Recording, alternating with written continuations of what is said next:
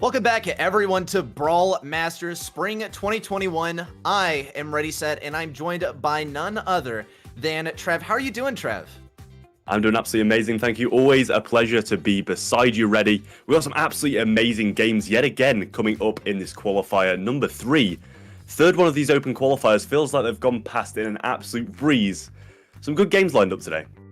Yeah, we have some spectacular teams that are already advancing to the later stages of the tournament. Of course, this is the third open qualifier, and that's going to go into another last chance qualifier. We'll get a brief overview of just like the whole process of Brawl Masters in just a moment here, but before we do that, we have some amazing teams. Of course, we have our teams that you know so well. We have Zero Zone, we have AC Milan Clash. Don't want to leave any of our phenomenal teams behind. Of course, we have EXO and a bunch of others. They're going to be competing for the top spots in today's Brawl Masters in our third qualifier. And I don't know, Trev, do you have your eye on any particular team or teams here? Looking at the past two open qualifiers, we've seen teams like Tribe come out on top last week, and then the week before, I believe, it was either SK or Clash who won that one. So those are the three teams that I've really got my eyes on, and I'm sure everybody in Europe has their eyes on them too. But you've always got to be looking towards the likes of EXO as well, who have been such a prominent force in Europe at the start of the year. Oh yeah, and I mean, we talk about the top three teams, but of course, we got to remember, there can only be one team taking home that $1,000 prize. But before we get on to that, let's take a little overview at the leaderboard. AC Milan Clash and Tribe Gaming EU tied with 25 points for those first and second places. SK Gaming close behind with 22. Blood Diamond EU with 16 points. Actually, something that we saw last Brawl Masters in the second qualifier is Blood Diamond actually got knocked out in one of the first rounds. They got knocked out in, I believe, the round of 16 by none other than Big over here at the 7th place spot. Of course, we cannot forget EXO Free Agents, Reply Totem also sitting high and dry with 12 points. Mindless Riders similarly with 12 points. And we also have, I think, 4 other teams that are not on the leaderboard, but they also have 12 points. But of course, only the top 8 teams can make it to that qualifier for our final game of Brawl Masters. That's going to be coming up in just a couple weeks here. But let's get an overview of the entire event. 3 open qualifiers, followed by 1 last chance elimination, and then the playoffs, double elimination. Only 4 teams actually get to make it there, so just revoking that bit about 8 teams, only 4 teams, and we have so many phenomenal teams competing in this competition. It is going to be a close fight there for the top 4 spots. Anything still up for grabs as well. In the third and final open qualifier now, you can see below that, it does say first points get those huge 15 points. So still huge amounts up for grabs here. 12 points coming in for second, 3 and 4 getting those 10 points, and 5 and 6th getting the 6th. So very much all to play for these 3 spots from the open qualifiers. And then coming up this time next week, that last chance that so many teams are going to desperately be playing for to get to those playoffs where the big money lies. Yeah, the first place team from the last chance qualifier gets that 4th invitation to the playoffs. Of course, the top 3 in the open qualifiers, judged by those points, those are also going to get those first 3 invitations to the playoffs. Of course, also keep in mind the prize pool in the playoffs. I believe it's $2,000. Yeah, for the playoffs, $2,000 for first place. And for 4th place, you are guaranteed a nice $200. But of course, in our 3 open qualifiers, the first place prize is a sweet, sweet $1,000. And if you make it to the top 2, you also are going to get a nice $600 for second place. Lots of money to be won here that our teams are competing for. Of course, it is also a very close fight for the top few spots, judging it just by the teams that have made it already to the round of 16, which we'll be getting to in just a moment. But before we get into that, we also have a very unique game mode here in Brawl Masters. It's a draft mode, and you do see our home team is going to get a couple of modes that they get to ban. That's going to be followed by 1 mode banned by the away team, and then the away team gets to pick 1 map, home team gets to pick 1 map, and then we also have the brawler bans. Brawler bans are an ABBA format, and starting off with obviously Tribe being the home team here, they get to pick 1, the away team being Zero Zone get to pick those 2, and then the home team yet again picks that 4th and final ban. Such a crucial position to be in when you get that last ban, just shutting out a lot of opposing comps, and these are the maps that we're going to be seeing today throughout the whole open qualifier number 3. Ice Fort going to be in Gem Grab, then Backyard Bowl for Brawl Ball, Snake Prairie coming in for Bounty, Kaboom Canyon for Heist, Siege is going to be Nuts and Bolts, and Parallel Plays in Hot Zone. So some really, really nice maps coming in today. Really looking forward to them. Yeah, I have a feeling that Snake Prairie is going to get banned out a lot, just because, of course, you know, we do see people play it in competitive. Perhaps it's not by choice, though. It does feel like a very strange map, and, you know, who knows? We could see that get left in the mix. I'm personally looking forward to Kaboom Canyon the most. I love the mid-fight that emerges on that map. I love the Colette play as well. You always love to see that sweet 13%, the 5600 coming in on the safe. You know, some people call it Colette Canyon. I personally do, but just to simplify it a little bit. Kaboom Canyon, of course, that's the actual name. Some of the other brawlers that we could see come out on that map. Trav, why don't you fill us in on what some of those brawlers could be? I mean, you know, you do see the likes of the Byron healing up the Colette as well as the Crow. But yeah, I mean, you're completely right. We do really like the Kaboom Canyon, but a huge array of maps we've seen today. And, you know, Snake Prairie, it's not a bad map in my opinion. I do love to see Tara there. We are getting the information for our first game. It's going to be Big versus FA Kazaki, and we're going to be kicking off with some bans here. Yeah, we have the mode bans coming in first. Big banning Hot Zone and Gem Grab, followed by the Siege ban from FA Kozaki. And of course, FA Kozaki picking our favorite map right off the bat, Kaboom Canyon. But Trav, perhaps I'm speaking for Trav here. Trav seemed to take a particular liking to Snake Prairie, which we're going to see for set number 3. Set number 2 is going to be on none other than Backyard Bowl, sort of the proving grounds as far as Brawl Ball goes, because you get that long range possibility, right? But it's also Brawl Ball at the same time. So you love to see the gameplay that gets to emerge. And of course, we do have the ABBA bans coming in as well. You see Sprout being the first ban from Big there, and followed by the Bell and Byron. Bell, regardless of this nerf that she got so recently, still so good, and equaling that Piper range now, it's still going to be such a phenomenal force, and I think we're going to be seeing it banned huge amounts in this game. Byron being shut off to stop those tankier brawlers coming through, being provided with those huge amounts of heals, and then Stu. We all hate Stu. Just the amount of damage he can output as well as mobility. It's just such a phenomenal brawler, and I like to see it banned.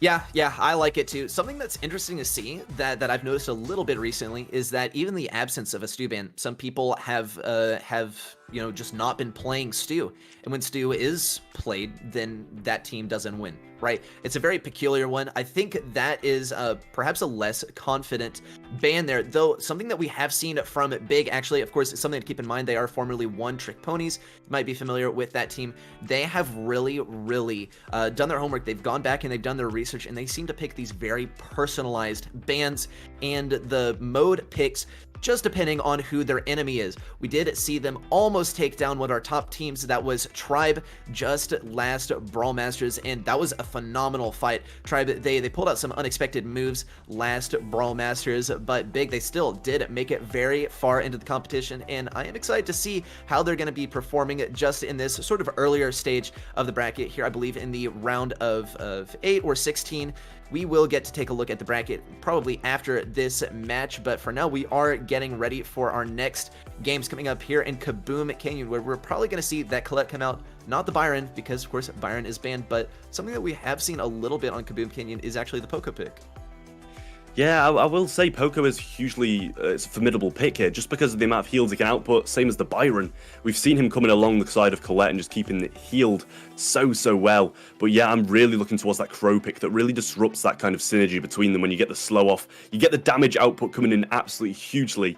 And then when this slowing toxin is popped from the Crow being its gadget, it just allows him to take control of the whole map, getting those supers and really getting the damage output onto the safe, as well as getting his brawlers into these good positions.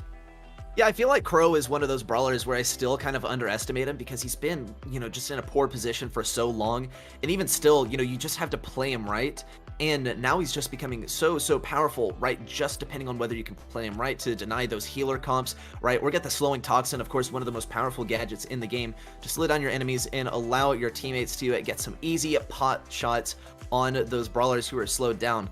Though, I mean, I do think we'll see the Crow. I always find it personally hard to predict him, but of course, you know, Trav is very in tune with the meta. I would definitely listen to him when it comes to meta picks here, especially on Kaboom Canyon. Let's not speak too soon because I don't want to be 100% wrong after you've backed me like that. But yeah, huge advocate for the Crow here. Not really sure what too else we're going to see because, you know, Sprout had been coming into the meta quite a bit as well, just using those walls, using like his own wall as well to block off a whole entire lane here. As they're just so slim when you do have these opposing teams on the defensive positions and you wall it off. There's just no coming back from that, as well as being able to hit the safe from such a distance. That being banned can really shake up the meta. But yeah, as I say, really not too sure what else we're going to see other than the Colette and the Crow. Possibilities of something like a Max coming in as well, providing those speeds to really negate the value of the Crow's slow, as well as get those Colette into positions where he can start cycling those supers. Yeah, of course, Max is in play here. Max is one of the most powerful brawlers in the game just because of her ability to speed up her teammates, and that's pretty much the only reason. Maybe, you know, her gadget's pretty useful in Brawl Ball for getting that dribble. We see that used a lot. We might see it on Backyard Bull. Of course, we do still have the Sandy Max Gene in play. Backyard Bull being a bit of a longer range map, might not see it. Of course, we do see the balance changes to 8-bit, right? 8-bit is one that we've seen a lot on Kaboom Canyon, or perhaps every now and then on Kaboom Canyon. On Backyard Bull, we do see him a lot, right? It does kind of tend to make the game a little bit more stale-meaty. Wouldn't be too surprised to see him coming out on Backyard Bull. Of course, we are going to see at least these two first maps played. That's part of the power of being able to pick the modes that are going to be played, right? Because you're guaranteed to have them played, and you're not going to have an unfortunate time just playing modes that you're not good at. But 8-bit, you know, one of those that we've seen on Kaboom Canyon in the past, right? Unfortunately, with the balance changes, he's going to have a little bit of a tougher time. I wouldn't be surprised to see Ruffs as well, right? Ruffs specifically for powering up the Colette there. Right, we've seen a bunch of that recently. Ruffs is just picked, not necessarily for his individual prowess, but just to power up a particular brawler, whether it's going to be Tick or whether it's going to be Colette in this instance. He probably will struggle a little bit on the lanes. Amber is still in play here and can be a very powerful pick. Of course, we have loads and loads of predictions here. Surely our players are taking their time to predict what the enemy is going to be playing here because you don't want to get counter-comped. Yeah, exactly. I mean, a lot of the comps you said there with the amazing synergy, such as, you know, the 8-bit and stuff like that, with the Sprout on Backyard, it's just been hit so hard by the balance changes, as well as our favorite comp that we speak so much about, that Max, Sandy, and Gene. Sandy being reverted to the previous balance change where he has this 6 shots to get his super now. It might seem small, but it's such a big change in the long run, and we saw Sandy fall out the meta quite heavily when that change was made previously. And it has been reverted now, so I don't know if that's going to affect it too much. Obviously, with the synergy in that comp, it's quite hard to fall out the meta, as it's just so such of a prominent force. But yeah, I mean, with your shout on 8-bit on Backyard Bowl, it can be quite good when the likes of Sprout are in play, and when Barley had that range. Near enough been reverted by that negative 8% balance change that we saw so recently a couple of days ago. It's really going to be difficult with the reduced speed that 8-bit's got in his star power, as well as the damage range from Barley. It's going to be so difficult for that to synergize, and I'm really not expecting it too much to come out in Backyard Bowl now. Yeah, it is a little bit unfortunate, though at the same time, you know, we were kind of tired of certain brawlers that were really, really powerful in the meta, right? I think, you know, we were like, wait, 8-bit was already strong, and wait, Barley was already strong, you know, why did they get a balance change? Why did they get a buff, right? And now we're kind of back to normal, and these brawlers, you know, they were still in a pretty good spot, but we are going to be finally getting into our first game here on Colette Canyon, I mean Kaboom Canyon. We do see the Colette coming out from both teams here, vastly different strats here as far as the mid brawler goes. We see that Piper coming out from F.A. Kozaki, and the Poco coming out from Big here. Doesn't look like the Poco was able to support too well on the Piper. Actually, it does manage to get that kill, though the Piper is going to be a tough matchup here for Lars. Piper, of course, being an amazing long-range duelist, and Colette being countered by virtually anyone who outranges her. In my eyes, they really needed this early control of the Piper now. As you can just see Poco and the Colette in the bush, they're going to have such prominent control of it, just due to the fact that their heals are coming in from the tuning fork, the capo, as well as the super. They're going to be leaving that Colette, as they do believe they can get more damage on their own, but the slow coming in from the Crow is doing so well at preventing it from coming in. Piper also going aggressively in this left-hand mid, getting some damage on too, and Big are being forced to defend now, as this Colette rains in so much damage, as well as the Crow jump coming in too. Wow, phenomenal control there from F.A. Kozaki, as they managed to push in so far and just cement themselves on a big safe. Sem is still in here, not going to be going away anytime soon. It's going to provide enough time for Piper to come in and deal a few shots of damage to that safe. not going to be getting too many shots on the safe, but definitely doing a great job of getting hits on Big here as yet more damage rains in. Piper trying to get that last bit of damage, 5,600 damage coming in on the safe, and a chain super to end off this game. F.A. Kozaki taking the first game here on Kaboom Canyon. Must say, some phenomenal aggression there from Sem on that Colette. He was just able to get the positioning in that bottom right-hand corner, able to juke around those walls, wait for his teammates to support him, while still being able to rain on that safe, whilst just walking around that square in the right-hand corner for such a long amount of time. The Crow and the Piper will eventually be able to come and help him after that absolutely amazing 3-person slow from the Crow using that slow intoxin gadget. It just allowed him to push up directly up the map and get the damage come in. And when the Piper jumps in, the Crow jumps in, and the Colette uses that super, they know it's all over for Big. Yeah, usually I would remark on like the natural synergy between the slowing toxin and Piper, right? Makes Piper, you know, a little bit easier time at hitting her shots, though that's not exactly what we saw. We just saw, you know, a nice push through on the left side. We saw Colette and Piper, they were able to move in and deal some damage to the safe, right? Piper unfortunately got taken down, but Colette was just able to set herself up in the right corner. Perhaps a little bit of a miscalculation there too by Big, as they were slowed down tremendously on the right side by Crow with that slowing toxin. And I say miscalculation because it looked like they were going to go for a base race there, but they were just held back so much by a single slowing toxin. Crow, of course, sitting there with his super was enough to slow down their push enough and just to get loads of damage for F.A. Kozaki, forcing, or sorry, yes, for F.A. Kozaki. Big forced to defend there and surrender mid control. Not really what we expect to see. I'm sure you didn't either, seeing Big go on the defensive after this first game. And, you know, Kozaki with such an explosive first game is really going to put the mindset in a good position. Wasn't too sure on the Poco pick now, just as I said again, the nerf did come in on the Poco yesterday, increasing the amount of shots to get the super, which is obviously such a prominent change when you're trying to heal up a Colette as much as he needs to. Next game is going to be coming in now. We're going to be seeing the Piper coming from Dean, and we're going to be seeing the Poco and Amber coming in from the other side, and it just seems like Big have got a much better start this time. Yeah, this is a great start actually for Big. We see needing it, taking out some enemies, and going for some snipes here. It's going to be a little bit tougher to keep mid-control. Really, their only mid-control option here is Fear Ghost, who's taking some damage on the right side. Needing, though, breaking down these walls, looking for some shots on the left side, getting some amazing hits, getting that double kill there. Needing popping off now as Big now gets this opportunity to move up on F.A. Kozaki. Though it's not going to be easy safe damage. Lars is farming up this next super, and here we do see the mass tags finally about to come in from Lars, getting that positioning, waiting for that little opening there. A nice 13% as well coming in from Big there as they keep this mid control. Needing, though, not about to surrender this control too much. Might go for the wall break, though it does seem a little bit iffy about it. Doesn't want to surrender too much control to Amber here. Fear Ghost forced to back up as Amber forces herself up here, though Sim is now actually going to be able to get this heal just a little bit late on that heal, though. That Poco nerf is hitting them hard. I do think actually that Big did choose the better comp here actually. F.A. Kozaki, they did switch off the Crow and they switched onto the Amber, but it just does not seem to be able to compete toe-to-toe with it. Needing on this Piper here, picking up yet another kill. I will note that the Poco isn't using Tuning Fork either. He is going to be using the one that's going to negate the value of the Crow's super. And that's just going to be so prominent as when the Crow tries to use his slowing toxin, Sam's just going to be able to get rid of it, and that is going to allow his teammates to push up. And honestly, with the amount of control Big have had, the damage really isn't showing too much until now, where it really starts to come in as this Crow gets the jump off on safe. But on the other side of things, Kozaki are getting a heck of a lot of damage on their own. Yeah, Uforo trying to get some more damage on this save, needing, not able to quite compete here.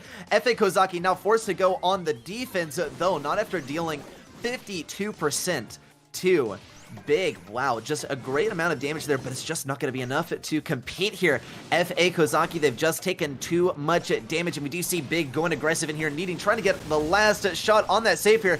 More damage rolling in on the save. Is it going to be enough of a defense? Yes, Big able to take this defense properly, though it did come quite close there We did see just 1% remaining on FA Kozaki's safe there. It was a nice aggro super there from it, needing there. That's something that you got to note is when Piper starts making that aggressive super, when she's not jumping away, but she's jumping towards you, you know that you are fighting on the back foot and you have got to play defense because that is a calculated risk there going for the aggro Piper super. Though that did come quite close there at the end for big FA Kozaki. They almost were able to get that damage in right at the end. There just wasn't enough time, and they weren't able to hold enough control there, though that was actually quite close. We are going to be heading to set point here in the next game. I will say, if Dean didn't make that jump up, it would have been a much different story in terms of damage there. A single Piper shot would have finished it, and that's what really forced the Poco to defend. And then Big just took advantage of the fact that they didn't have those hugely prominent heals on the offense, and just got them down near enough instantly when the damage really started coming in. And, you know, a hugely different story if Nadine didn't make that absolutely amazing play. Yeah, it was a great play there, and we saw amazing Piper play the entire game. I do think that we are going to see the Piper switch coming out from FA Kozaki this time. It seemed to be working pretty well for them in the first game, and then the lack of a Piper seemed to be, really hurting them in that second game.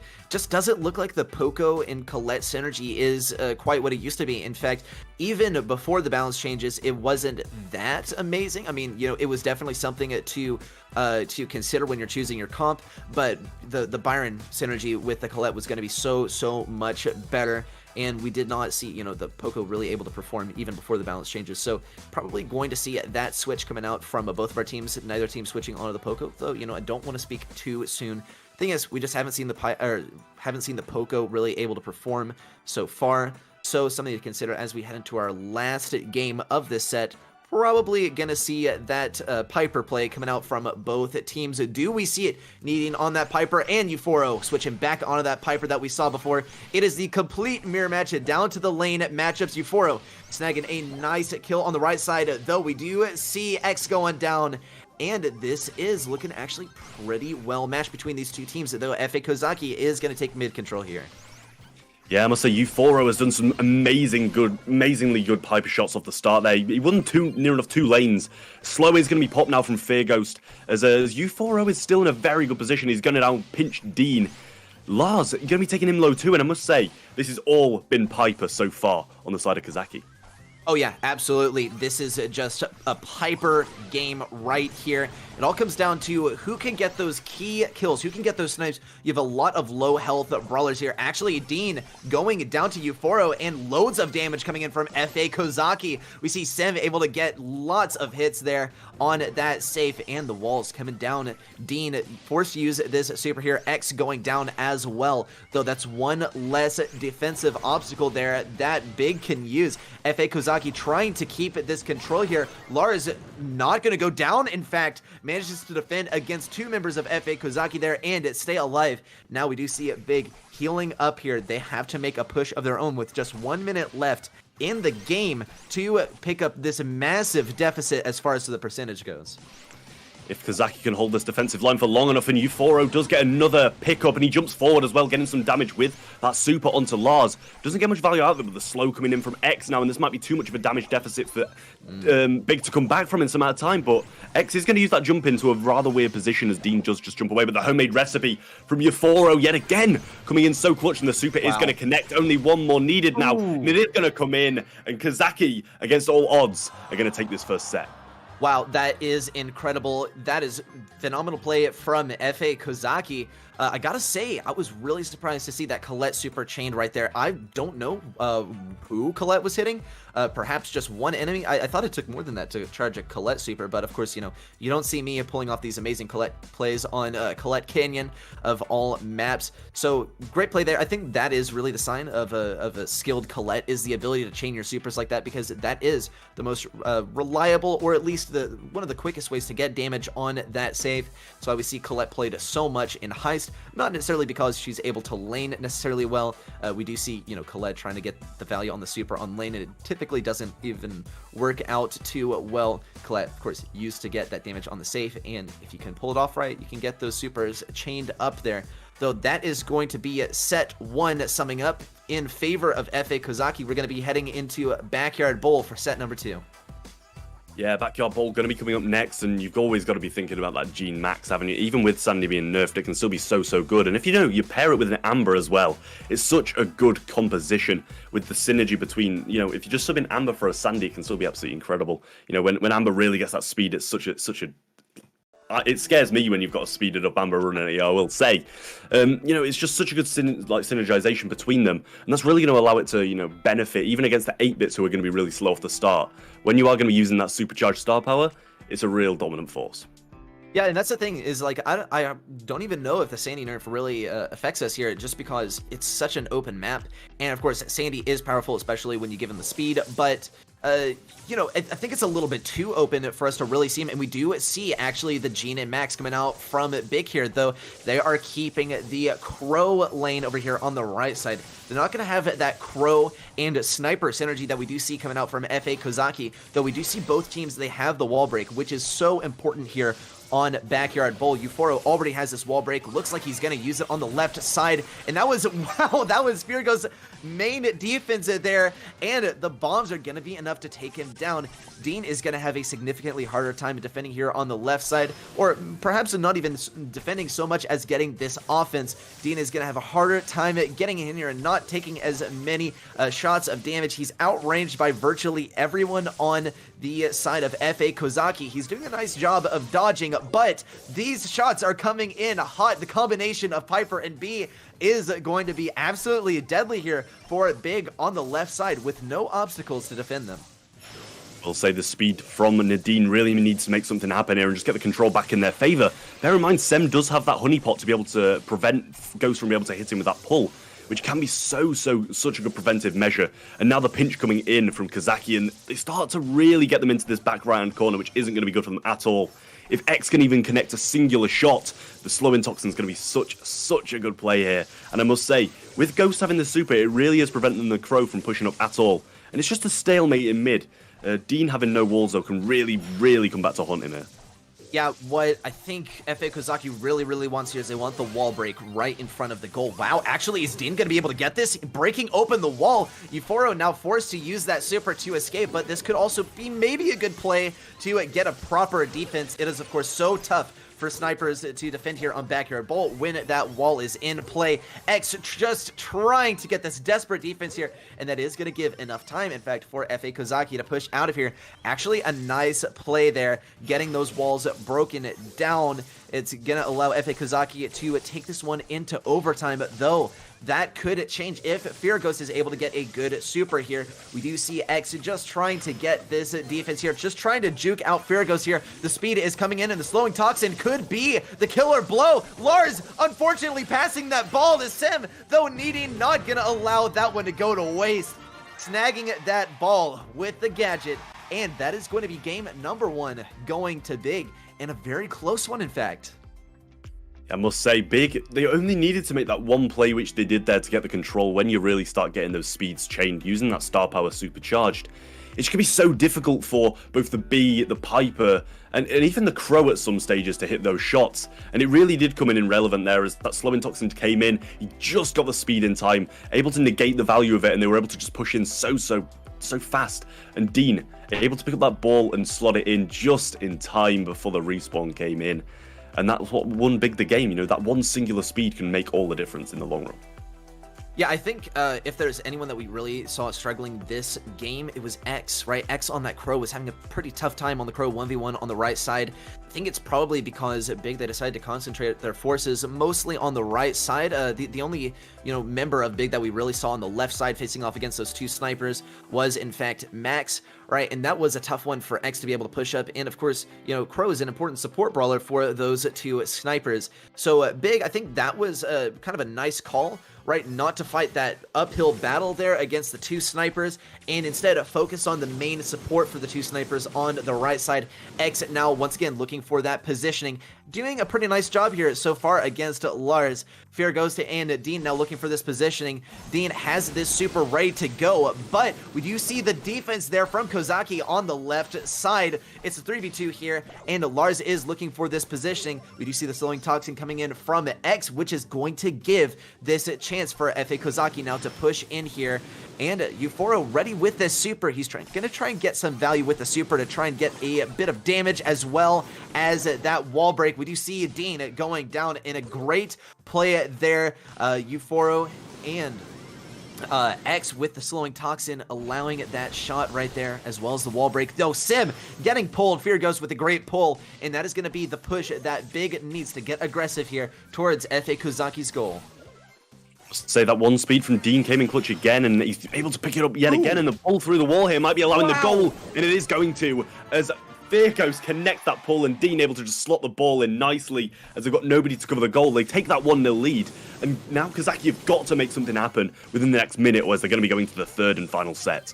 Yeah, that was great teamwork there from F.A. Kozaki. It started with the speed, running it up the flank, and then the pull there from Fear Ghost, and we could see it again. The speed and the pull is available for Fear Ghost. Is it going to happen? No, the combo is not going to work out quite so well. Needing, though, with the speed, the slowing toxin is going to try and account for that. No, we don't see Dean able to get that dribble there, though it came so close. It is a hard one to pull off, but it did buy Big enough time to try and get this defense here. Lars is stuck in here on the right side. He's trying to bait out that flame there, the fire field. He needs it to burn up if he wants to get a proper defense here. Euphoro, though, ready with that super. Sim trying to bait people out of their spawn. This is exactly where Sim wants them. X getting aggressive here. Fear Ghost is the last remaining member.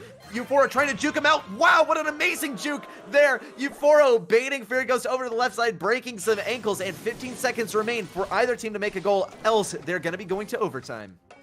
Big have popped that speed early. Fear Ghost not able to get any value out of it and use his super. Lars does have his Crow super on the right hand side though, and that's exactly why Euphoro is trying to pinch over. Does use that slightly early and no shots connected, so he can't use that slowing toxin.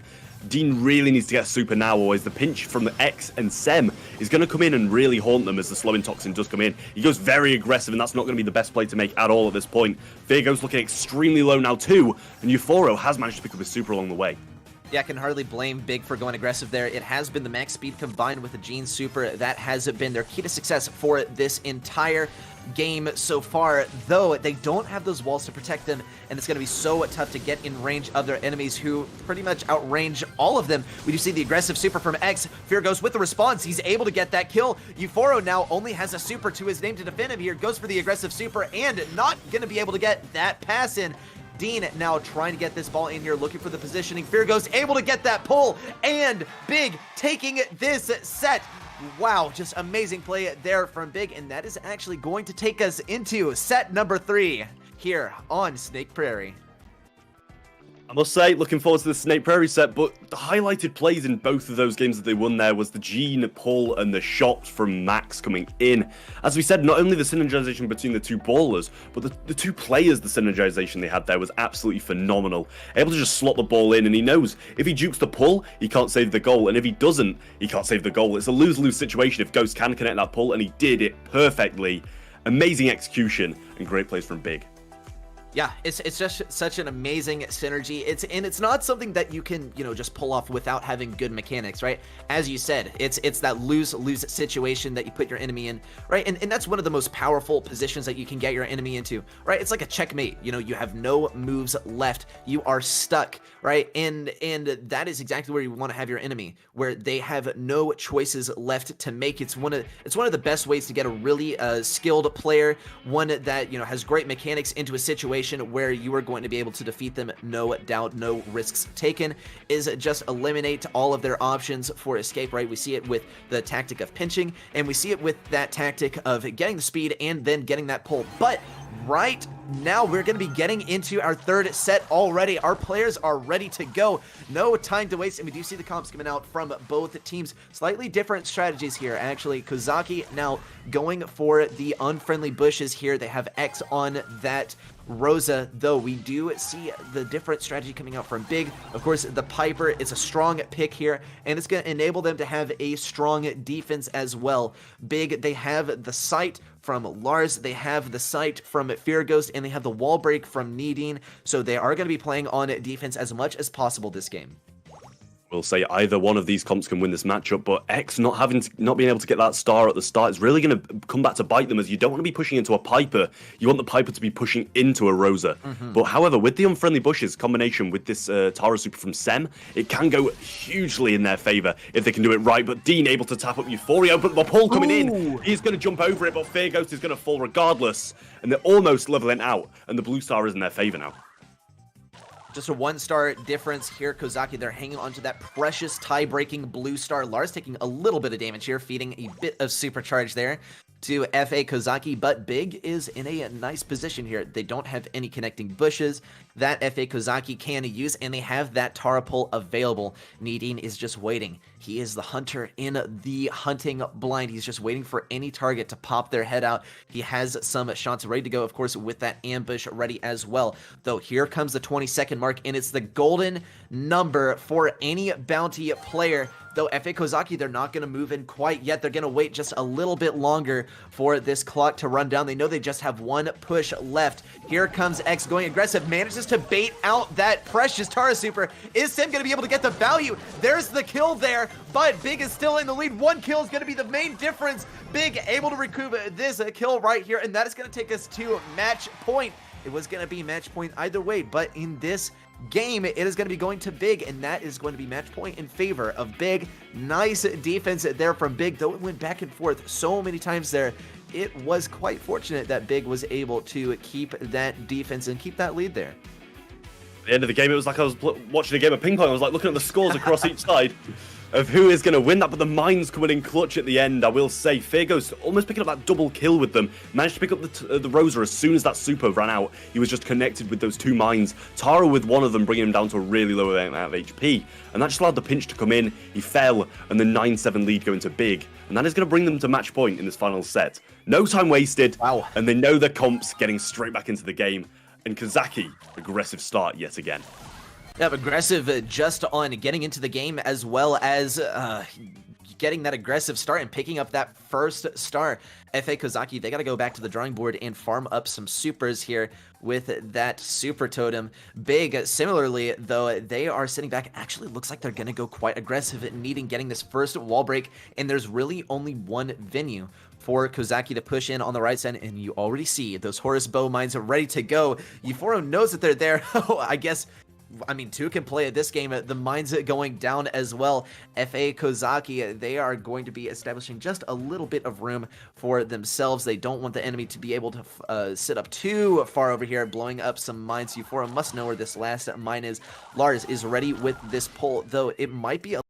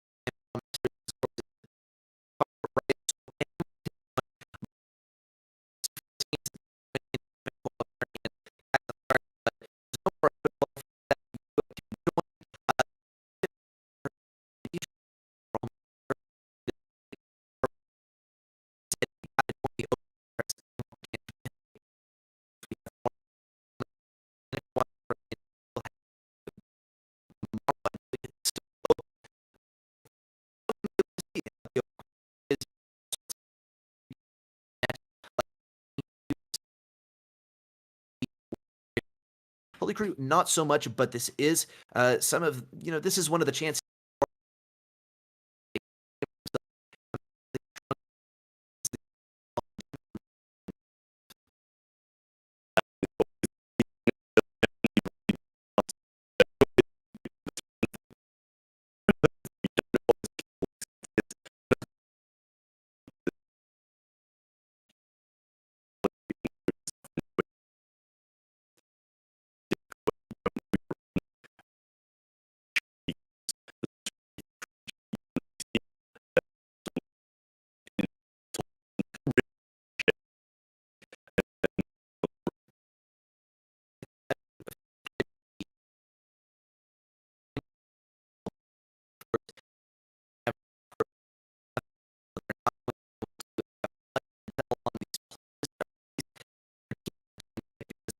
Not really seen them as much. So we're probably going to see a bit safer play coming out from Tribe Gaming. Probably going to see much of the same from Holy Crew, right? Usually you only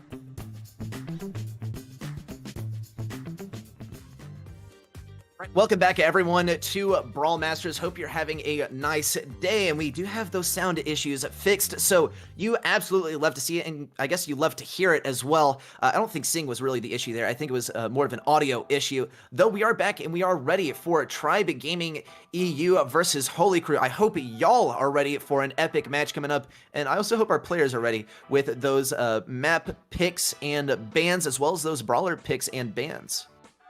Will say I am really looking forward to this matchup because, you know, even an unknown team such as Holy Crew can really come to bite. A team like Tribe Gaming, who are so well established, you know, it's really unpredictable when you don't know these matchups that you're expecting, the different strategies. But we are going to be seeing the whole draft format now, and it's going to be Bounty and Siege banned on the side of Tribe. Holy Crew are going to follow that up with a Hot Zone ban and straight up picking the Kaboom Canyon heist map. You love to see it. Love to see Kaboom Canyon right off the bat. Of course, Heist is one of those games that can end very, very quickly. So, you know, when you're facing up against a really, really good team, it is better to pick some modes like Bounty or perhaps Heist, right? Just because, you know, it's not like RNG is there, but it's really easy to gain momentum in just one game and keep that momentum and win over a team that you are kind of outmatched by. Though I don't want to speak too soon, right? We got to get ourselves familiar with the skill level of the players from Holy Crew. Something else to note is that we do see a Tribe banning that Bounty, right? They don't want to play Snake Prairie. Of course, Snake Prairie is a real tough one to contend with because if you kind of start off on the wrong foot, you can kind of just lose the match off of that, right? If you're playing aggressive the entire time, then you do sort of start feeding the enemy there. Though our second set is going to be Ice Fort, and set number 3 is going to be Backyard Bowl. We haven't seen Ice Fort just yet, so it's going to be a pleasant one to see. And we also have the bans coming in as well, Trav.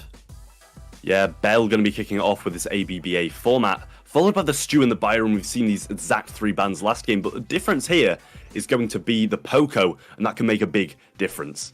Heading into this first game of Kaboom Canyon now, we are going to be seeing Piper, Colette, and Crow from Tribe, and we'll wait to see what's from Holy Crew as we start to go into the spectate.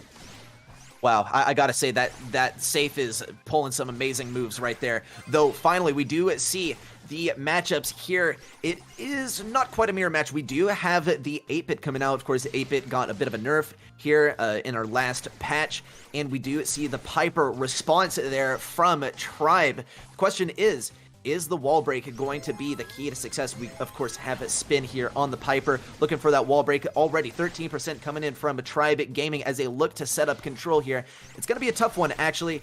The turret is set up there from Holy Crew, but it doesn't seem to be doing them many wonders. Spin, getting that wall break, and the map is opening up. Tribe Gaming, though, not going to be able to keep control for very long. 87% remaining on Tribe's Safe here, as that 13% comes in from Holy Crew, and Holy Crew does threaten to take mid control here. Tribe Gaming, though, coming back strong. We do see the super targeted at a player, which is not something that you see quite often from Colette.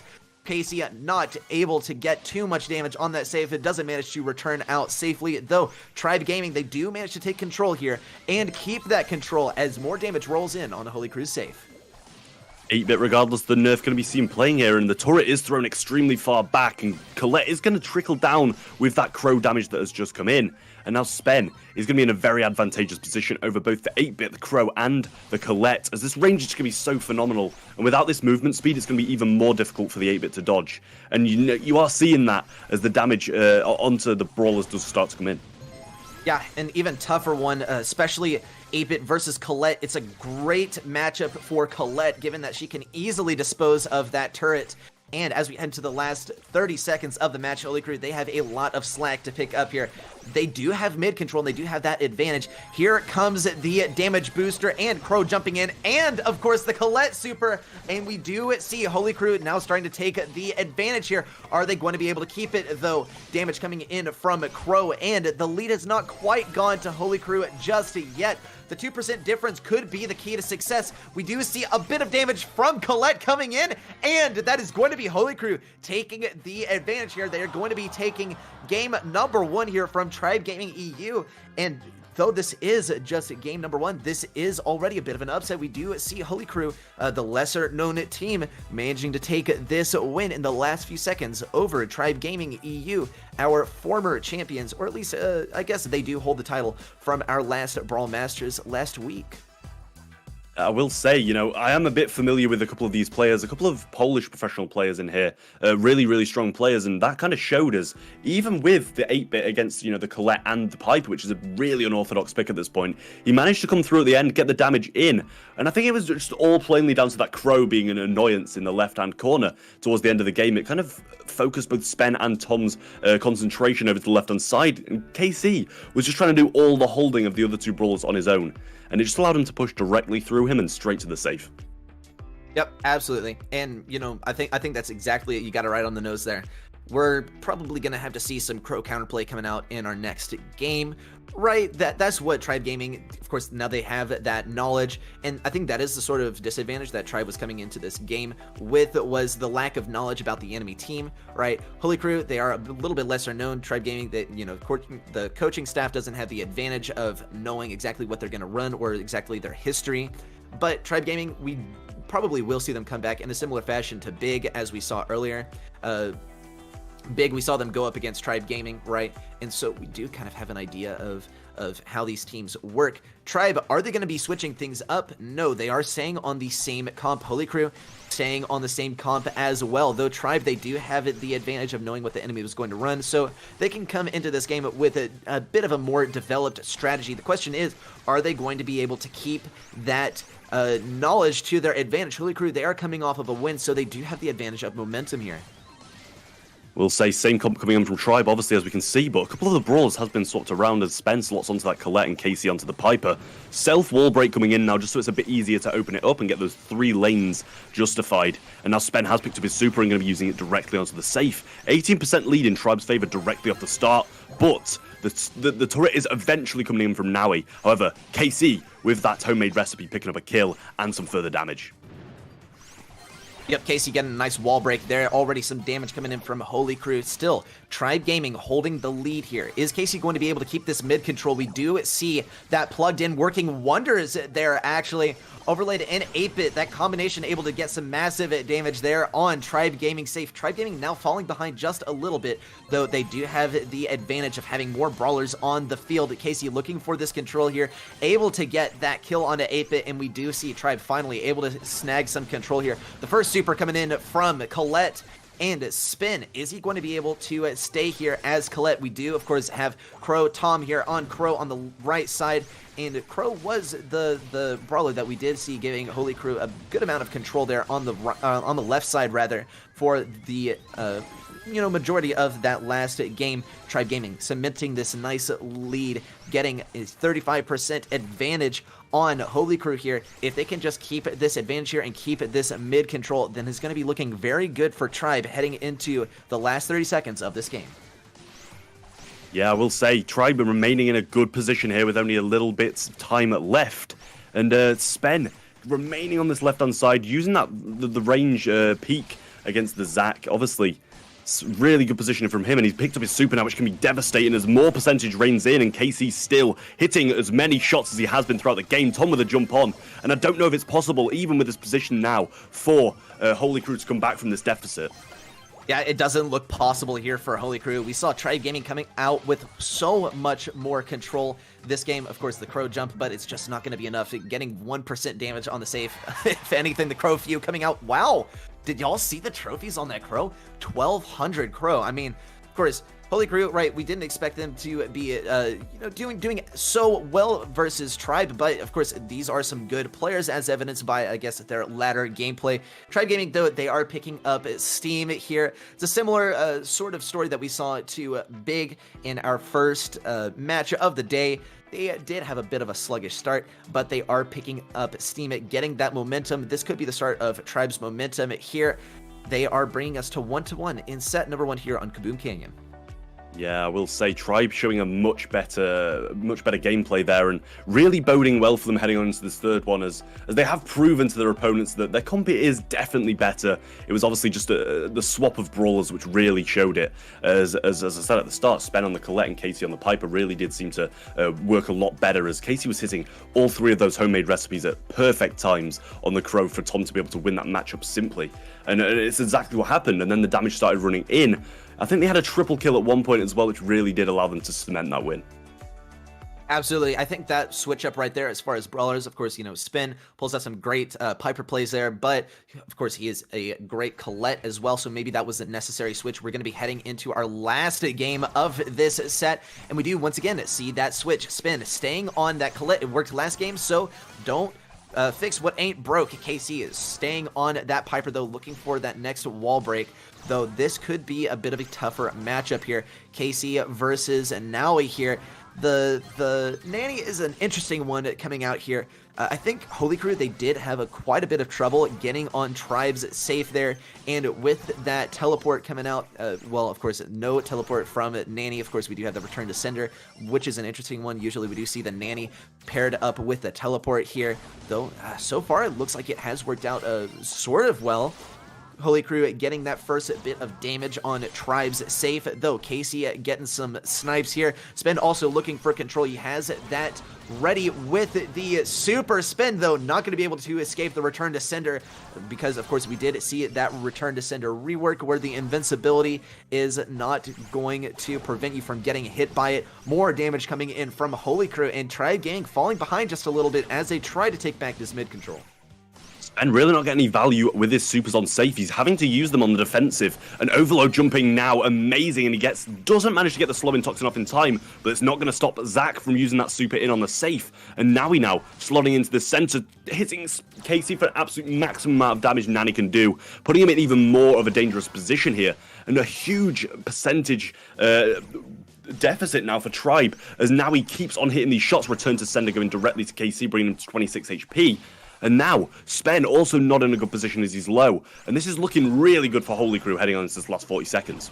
Wow, I was watching it just Naui versus KC there for the entire time. And just look at that, 30 seconds remaining in the match, and Holy Crew has managed to keep this lead. I think the Nanny was actually a nice change here. I'm not exactly sure.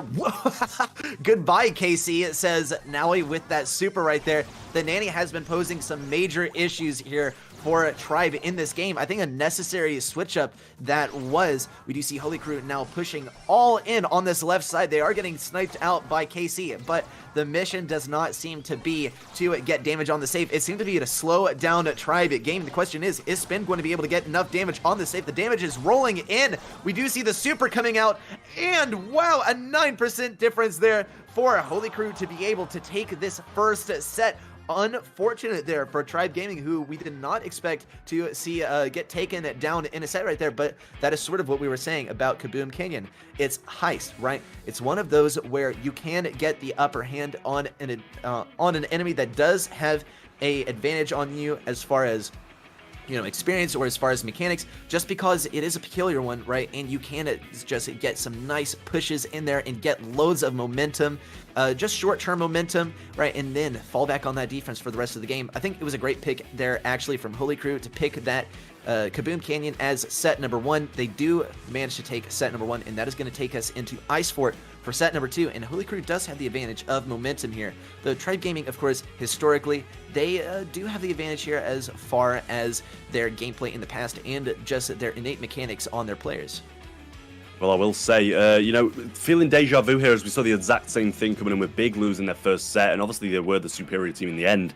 So, I'm feeling something maybe comparable here as Tribe Gaming get their foot in a bit and really do start to take control back in this Ice Fort game, which relies heavily, on the control of the center, picking up those gems from the spawner, and then just maintaining it, which is really what seems to be, the main part of having that mechanical skill over the opponents, as well as the synergy which can come out in these gem grab games.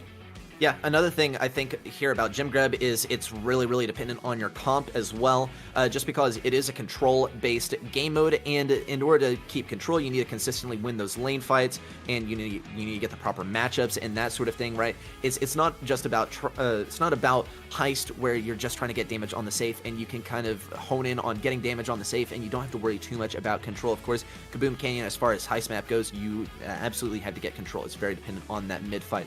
Though when we get into Ice for it, right, it's all about control, especially with those obstacles in the way. It can be very tough to push into mid, and you know, it's so important as well to submit control on mid as soon as possible.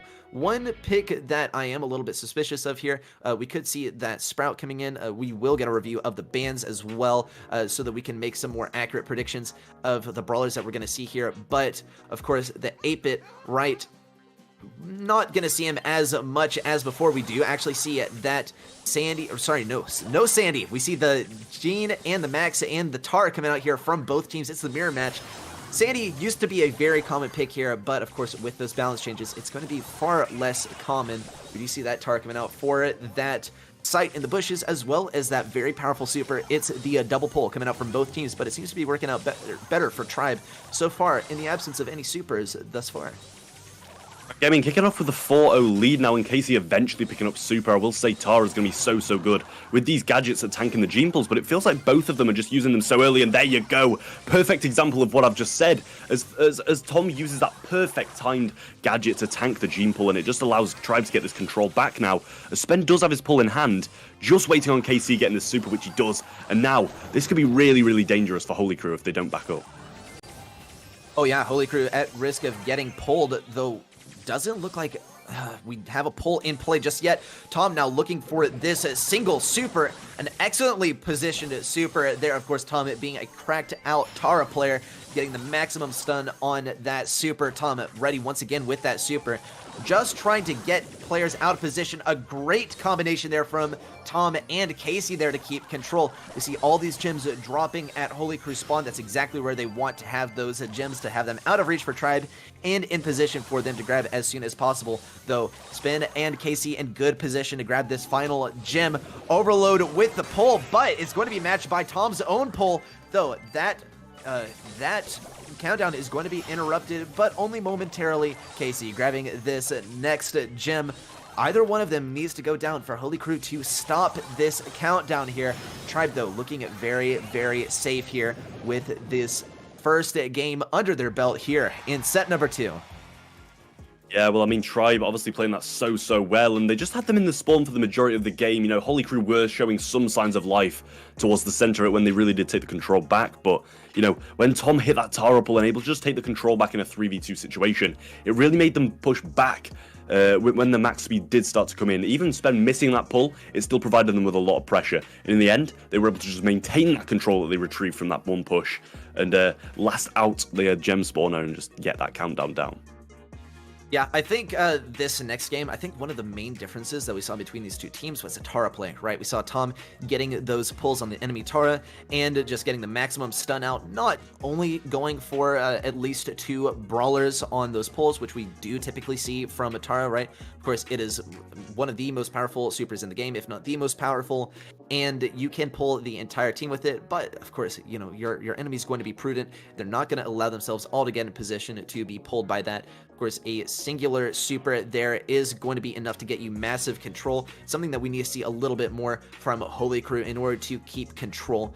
We did see those Tara super cycling out a lot as well from Tribe Gaming. It seemed like Tom always had a super ready to go and ready to pull someone, and that gave them massive control as well. So Holy Crew, even in that mirror match, right, they do have some things to adjust, or perhaps make the comp adjustment. They do know what Tribe is going to run here. It's a powerful comp. There's no reason for them to really change it, though we do see that Amber pick coming out. Holy Crew, though, making that adjustment, switching Zach onto the Sandy here. Casey, though, going for the pinch with Spin. Textbook pinch right there, taking advantage of that very aggressive Sandy positioning here. Spin with the gadget, trying to get that pull, but perfectly timed there to deny the Gene super. You love to see that gadget coming out just in time, though Tom once again is setting his sights on the Tara here, as we do see that fire field coming down and keeping control on that right lane, also threatening to take out those bushes and eliminate any pushes on the right side. We'll say it's a bit weird to see Holy Crew's comp without a max, considering, you know, Sandy with this nerf is going to take even longer to get it now, but an amazing pull coming in from Naui. 4 gems lying on the floor now. Overload only going to be committing for 2 of them just yet, but now it's looking like Naui is going to be trying to prevent a bit more control and just maybe keep this control of the left-hand side now, and the pull is there too, so this is really going to prevent them from doing anything. It does get thrown out now, and Spen does have his pull alongside his KC Super. Really change the game in a bad way if Holy Crew do not compensate for this. Oh yeah, though we do see Holy Crew with that Sandstorm, and it is going to be advantageous actually. Tom is shooting some fire in there and keeping them back despite being invisible, and that is actually great by Tom. Wow, and a massive pull there, and now we're getting taken out, and Holy Crew is now outgunned. They only have their gems on Gene over here. Overload forced to back up all the way, and Tribe Gaming is able to nearly equalize the gem count here, though Tribe is going to have to be wary of Naui here on that Tara with the pull available. Naui is just going to try and not get baited here for the pull. We do see Tribe staying close together, but staying just out of reach of the super. They're trying to bait Naui so hard. They're really multitasking here. Tom coming in with the fire field, laying it down. Naui is once more getting baited very hard, but he's not going to allow himself to slip up this super. He knows it's the win condition for this fight over mid. Holy Crew just trying to get this gem here, but Spin has that super available. He has it ready. Casey with the speed, and that is going to be enough for Tribe Gaming to snag this 10th gem. Though Holy Crew, they're going to be able to snag the next gem and cement 10 gems for themselves, taking this countdown for themselves. Now they have 2 pulls available. They have the Tar pull and they have the Gene pull. Overload, wow, getting pulled all the way from across the field. Zach just trying to get this here, though it is not going to be enough. No healing there from Zach, and Tribe Gaming looks like they are going to be able to pull out this set. Spin, of course, showing off his collection of Gene pins there. Historically, we've seen the Gene band versus Tribe, and we haven't been able to see that just yet, though that is going to be Tribe taking set number 2 and sending us into set number 3. Yeah, I must say, a hugely risky play from Spen there. He didn't hit that Gene pull. He was going to be in such a sour position, as the Gene pull could have come in from the opposing team as well as the Tara pull over that left-hand side, who Tom really couldn't compensate for, as he had to focus the gem carrier being pulled in. Before that lamp blowout did get popped and the knockback comes in, it's going to land to survive, get out control of mid yet again. So, you know, they all had to focus that, and that's where the Tara really almost came hugely into play. But you just fell just in time for Tribe to be able to swoop in for those gems and swoop out. Yeah, I mean, I think that gameplay coming out from Tribe goes to prove that, you know, the only counter to Gene or Tara, right, getting their pull is not just to not feed it to them as fast or just trying to not give them super, right? A great counter to that is just to bait it out as best as you can, or just inch up very slowly. And of course, with Amber there with the fire fuel, right, she's able to establish an area of control for her teammates, and we did not really see Gene nor Tara really stepping into that fire fuel. They did not want to get baited, and that was really their main enemy there. Tribe Gaming coming in with a nice counter, just staying together but staying just out of range for Gene and Tara, and of course using that max speed to snag the gems in an aggressive play whenever they saw enough gems spawn there for, you know, it to be really worth it. So I think that's actually, you know, something for all of our folks at home to kind of take home and kind of mull over and just apply to your own gameplay and realize that, you know, you can counter the Gene and Tara, right? You just gotta bait out their supers, or perhaps inch your way forward and inch that control forward, and just never let them get an actual advantageous position for that pull. Though something that we did see come out at the very end of the match, right? Despite very cautious play from Holy Crew, we did see Spin getting that pull, and it was such a clutch one there right at the end. Was it really necessary? That one's debatable, actually. It is arguable that Tribe could have kept that control and gotten more gems, right? Just inched up with Amber's super there, though it was just amazing pull there by Spin. I think really it was enabled by that max speed that really let him get that long range pull there right at the end. We're going to be seeing Backyard Bowl now, though, and Tom, after such a long time of Carl being out the meta, showing some signs of life now, coming back in Backyard Bowl. Going to be really looking towards that flying hook for these explosive plays as well as KC. Now, he's such a good goal scorer with this max and the phase shifter. Speed being picked up by KC much sooner than Naui, but he does get it now. And this is going to be they're just going to have to back off as they did put that speed a bit later, as well as Zach getting some good value onto his super. He does pick it up now, and Naui going to be looking to try and get another max speed, which he does, which could be devastating for Tom, which it is. And now they've got full control with these magic puffs coming in, providing those heals to Overload gives them control of this map and almost being able to push this goal in.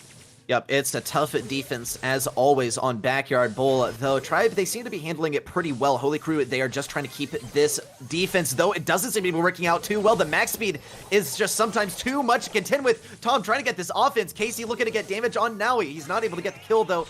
Overloaded, being denied on that offense, though. Spin looks like he is going to go down, unfortunately. Wow, never mind. The gadget coming in with the heal, that's something that we've seen more and more lately, is the Gene gadget just being used for the heal rather than being used for the knockback. Spin staying in the mix, and Tribe Gaming taking this fight back to mid. The max speed coming out, though, and of course it is so important. Tribe has that gadget available, though he's not going to be using. He's going to be just, I guess, using it against those boxes to get rid of it. He realized he was not in an advantageous position. A nice pull there from Isaac37, and that is going to be Holy Crew's opportunity to push up here and get into the goal. Though, of course, Spin has this pull available. Is he going to use it, though? He'd rather not break open these boxes on the left side. KC is the last remaining member of defense between Tribe and that goal. And that is going to be the first goal going to Holy Crew. Now able to slip that one into the goal. Though, the speed coming out from Tribe Gaming could be their ticket to this successful offense as we head into the last 30 seconds of the game. Yeah, Tribe really do have to make a play now, and Spen, he seems to be low the whole game, as well as KC, and another good pull coming in from Zach. Tom in a good position now, though, if he can survive this. Going to be retreating to Spen to try and get some of these magic puffs, which he does, as well as KC. All grouped up together, and Spen's got to hit this pull now, and it's got to be worthy of a pull. But no, it looks like Holy Crew are going to be taking this game and heading on to match point in what could be the biggest upset of this entire bracket. Wow, that is absolutely unbelievable. And just to note, Tribe Gaming, they are leading BrawlMSTRS EU here in spring 2021. They are tied with just one other team.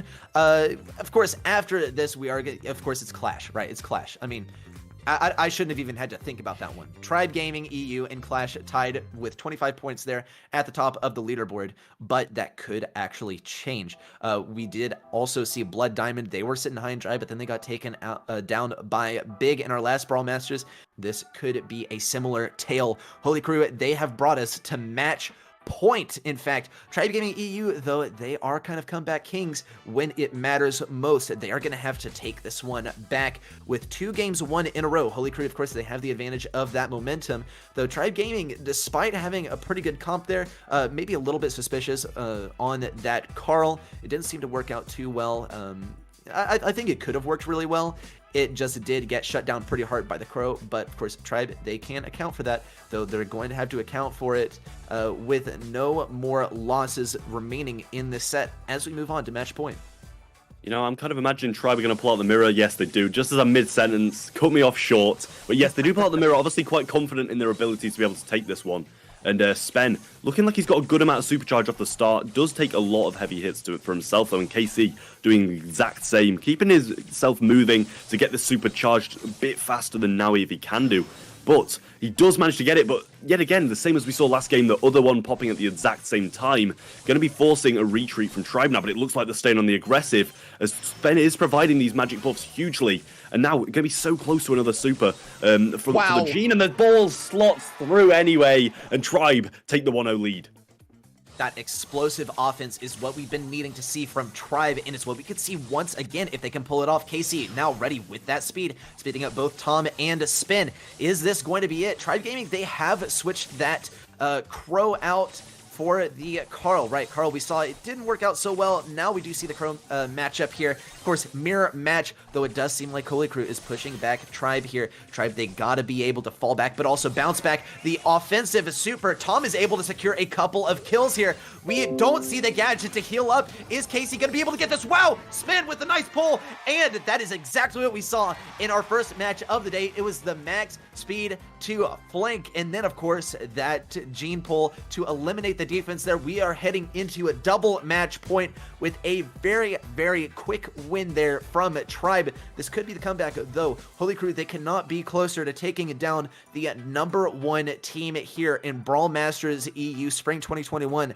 So this is going to be a real banger of a game coming up. There's not even one game after this one, of course, unless we head into a tie, which is entirely possible, though it does seem like both of our games have been pretty explosive. So just cannot wait to get into our last game. These teams are really going to have to bring their A game. I think Holy Crew is going to have to bring something a little bit, unexpected. Think outside of the box here. Tribe Gaming, they just got to keep that consistency that they had in this last game. Yeah, calm and collected Tribe are going to be taking that one. And, as I said, they're going to be confident in that mirror matchup with the experience they've got, over Holy Crew, who are, say, a fairly, semi-pro team. When Tribe bring the experience and bring the mirror comp, they're really going to be under pressure off the start, which they were. Such a fast game from Tribe, and it just gives you a taste of what could be coming here if Holy Crew really don't pull out something miraculous. Yeah, they're going to have to pull out something miraculous. They're going to have to predict what Tribe is going to run, or perhaps pull out some sort of counter comp. Though, none of that. Holy Crew, once again, pulling out that mirror. We do see the skin change from Tribe, so I don't think that'll really have any bearing on our game coming up.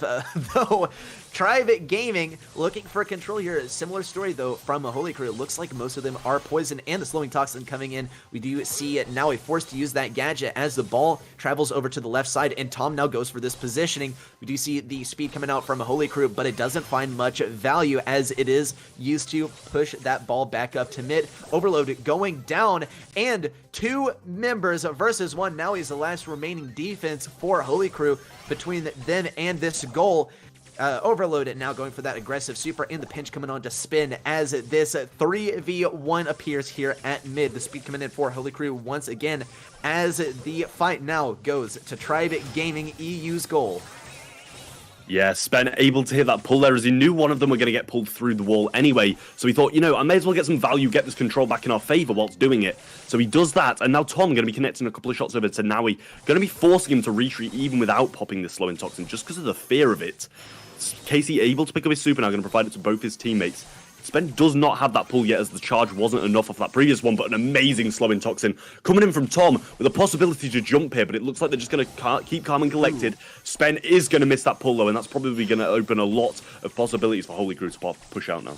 Yes, unfortunate, especially considering that Casey was so close to getting that super and would have made it so much easier for Spin to hit that pull. Though we do see the pull from Zach, not going to find that kill immediately. Tom able to get a jump off first. Now trying to get these heals with the magic puffs. Casey now with the pass forward. Overload trying to get a kill here, but not going to quite find it. And we do see this 3v3 returning to mid as we head into the last 30 seconds of the game.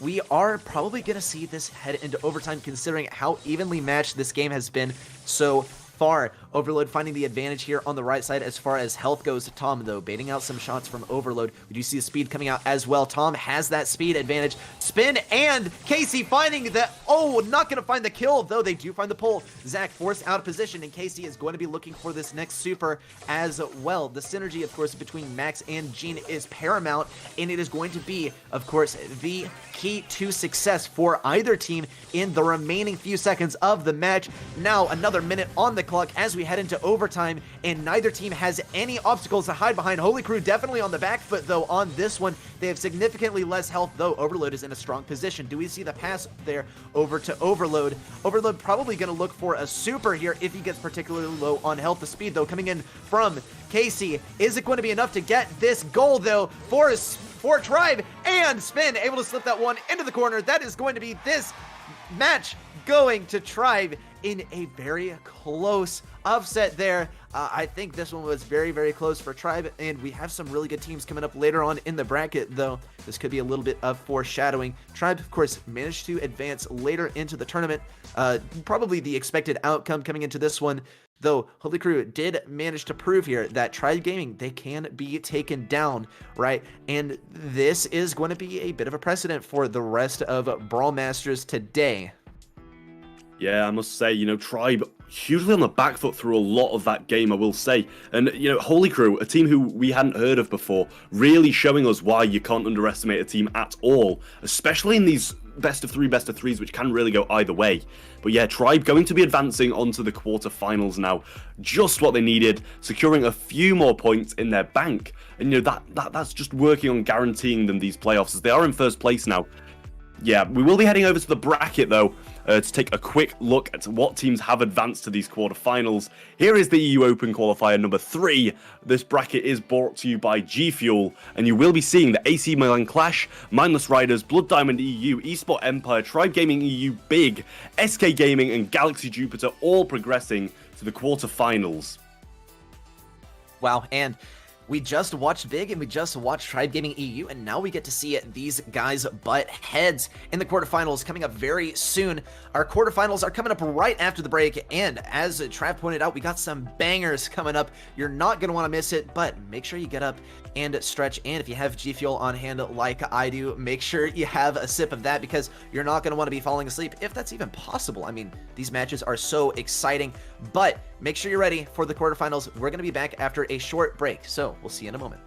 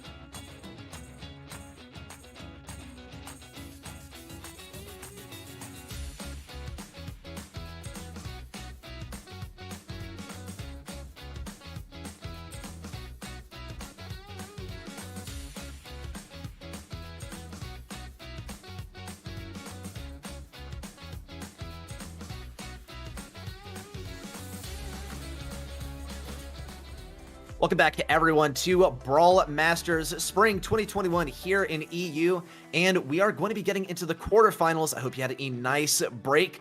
I know I definitely got to stand up, walk around, stretch, maybe have a sip or two, And Trev, I don't know what you did over your break, but I think, I mean, well, I hope you're ready for this next match coming up, AC Milan Clash versus Mindless Riders. All I did during my break was prepare myself for this absolutely amazing game that we're going to be seeing right now. Mindless Riders have been to the quarterfinals twice. In addition to this makes 3 times. First time they did have to forfeit, and last time they did fall to Tribe Gaming. Obviously the team who won it, so clearly a formidable team if they've made it this far 3 times in a row. Really looking forward to how this game turns out, but obviously Clash, such a powerhouse of a team, and you really got to be looking towards them to win this game. Absolute powerhouse. Of course, they are in second place here in Brawl Masters EU. And Mindless Riders, we did see them make it to the quarterfinals historically. Unfortunately, they have been knocked out by some of our upper tier teams, though I think they can bring a strong performance. We just watched, I mean, Tribe Gaming EU almost taken it down in our last match. So perhaps we will see a trend of some of our top tier teams having some close calls with other teams. We're going to get into our map and mode bans, of course, our draft format. AC Milan Clash banning Siege and Hot Zone. And then Mindless Riders banning Heist here. We did not want to see that Kaboom Canyon once again. Our first map is going to be Snake Prairie. Mindless Riders really trying to get this momentum going with a map that'll catch AC Milan Clash off guard. Then set number 2 is going to be on Backyard Bowl, set number 3 on Ice Fort, and then, of course, getting into our brawler bans, AC Milan Clash banning that Jesse as usual, and our other bans are a little bit interesting, actually. Bro and Carl for the side of Mindless Riders, obviously trying to throw AC Milan Clash off the scent of what they're going to be playing. Really uncommon to see those bans at all, to be honest, and then Stu when we come back to Clash's side of things. Really good pick yet again, but we're going to be seeing Bell in play, we're going to be seeing Byron in play, as well as Poco and Sprout. All the brawlers that we usually see banned are in play here, and I would like to say Mindless Riders clearly trying to, you know, kick off to a bit of a surprising start, picking this Snake Prairie, which is really a map that can go either way if they do play it right. Absolutely. And another thing I want to note, of course, that Carl ban. It's a suspicious one. Perhaps they know something about AC Milan Clash that we don't. Of course, spectating AC Milan Clash here. Linnen getting very aggressive here on the right side, just trying to get that homemade recipe done right off the bat. Mindless Riders, though, taking this early game lead with 4 stars. Of course, we are going to have to see AC Milan Clash now go aggressive here. Guille looking for this damage here. With the super, we do see that visibility coming out, and already that little bitty mine getting some damage, though it's not going to find. Wow, actually, Linnen getting that shot right there. Immortal taking some major damage. Guille looking for this escape, but it's not going to come easy. Mindless Riders still keeping this lead. Mindless Riders doing nothing except from extending the lead, I will say, taking a casualty along the way. But regardless, they have managed to get a 5 lead now, as well as Tara Super still in hand. Obviously being quite hesitant to throw that out. Really wants to get loads and loads of value out of it. If you look at Sofa, absolutely destroying Clash at this point. When he's got this range over them, and they really do have to push into them, it's going to be so difficult for them to come back. Especially now we see this Tara Super. It is going to be missed, though, and that gives the advantage to Clash in this long run. Ouch, that is a bit of an upset there coming out from Mindless Riders, though we do see Sofa over here on the left side, who's going to be establishing sort of the front line here by Mindless Riders. Guille just one shot away from going down, though Sofa could go down to Linnen. No, he's not going to, actually, with a nice jump right there, though we do see the double kill imminent. AC Milan Clash now able to secure some damage here and some kills as well. Linnen trying to get out of here, but the damage advantage does go to Mindless Riders as they're able to secure 12 stars over 10. Very nice gameplay there from Mindless Riders as they're able to take the first game here from AC Milan Clash. Probably the expected winner here, but this is the exact same thing that we saw in our last match. We see AC Milan Clash, right, second place here in Brawl Masters, losing that first game here to Mindless Riders, just as we saw Tribe Gaming EU lose that first game in our last match. Though, of course, we did still see it, Tribe Gaming come out on top. AC Milan Clash, though, they are getting caught a little bit off guard, it would seem. We didn't seem to catch the first bit of that match and see exactly how Mindless Riders took that 3-star lead, but of course we are going to be able to catch that first bit of this next game once we get into it. Hopefully for AC Milan Clash, they don't get taken down here and they don't get taken by surprise. We're going to have to see some comp changes coming out from both of our teams to ensure that that doesn't happen. I will say, Snake Prairie, I said it before the match even started, it's a surprise pick to see as the first, and it's one that's really going to be taking Clash off guard when Mindless Riders really start to, get these kind of pickups that you're not expecting them to hit, as well as Sofa absolutely popping off the start with that Piper. And it really did show as the lead started to extend, and he was the one who connected that shot to the bio and bringing him down to 96 HP, and managing to get that final takedown and extend their stars to 12 and pick up that win. Yeah, it was a spectacle to watch. I think AC Milan Clash, they handled it really, really well there. Though Mindless Riders, they, of course, had a massive advantage there right at the end.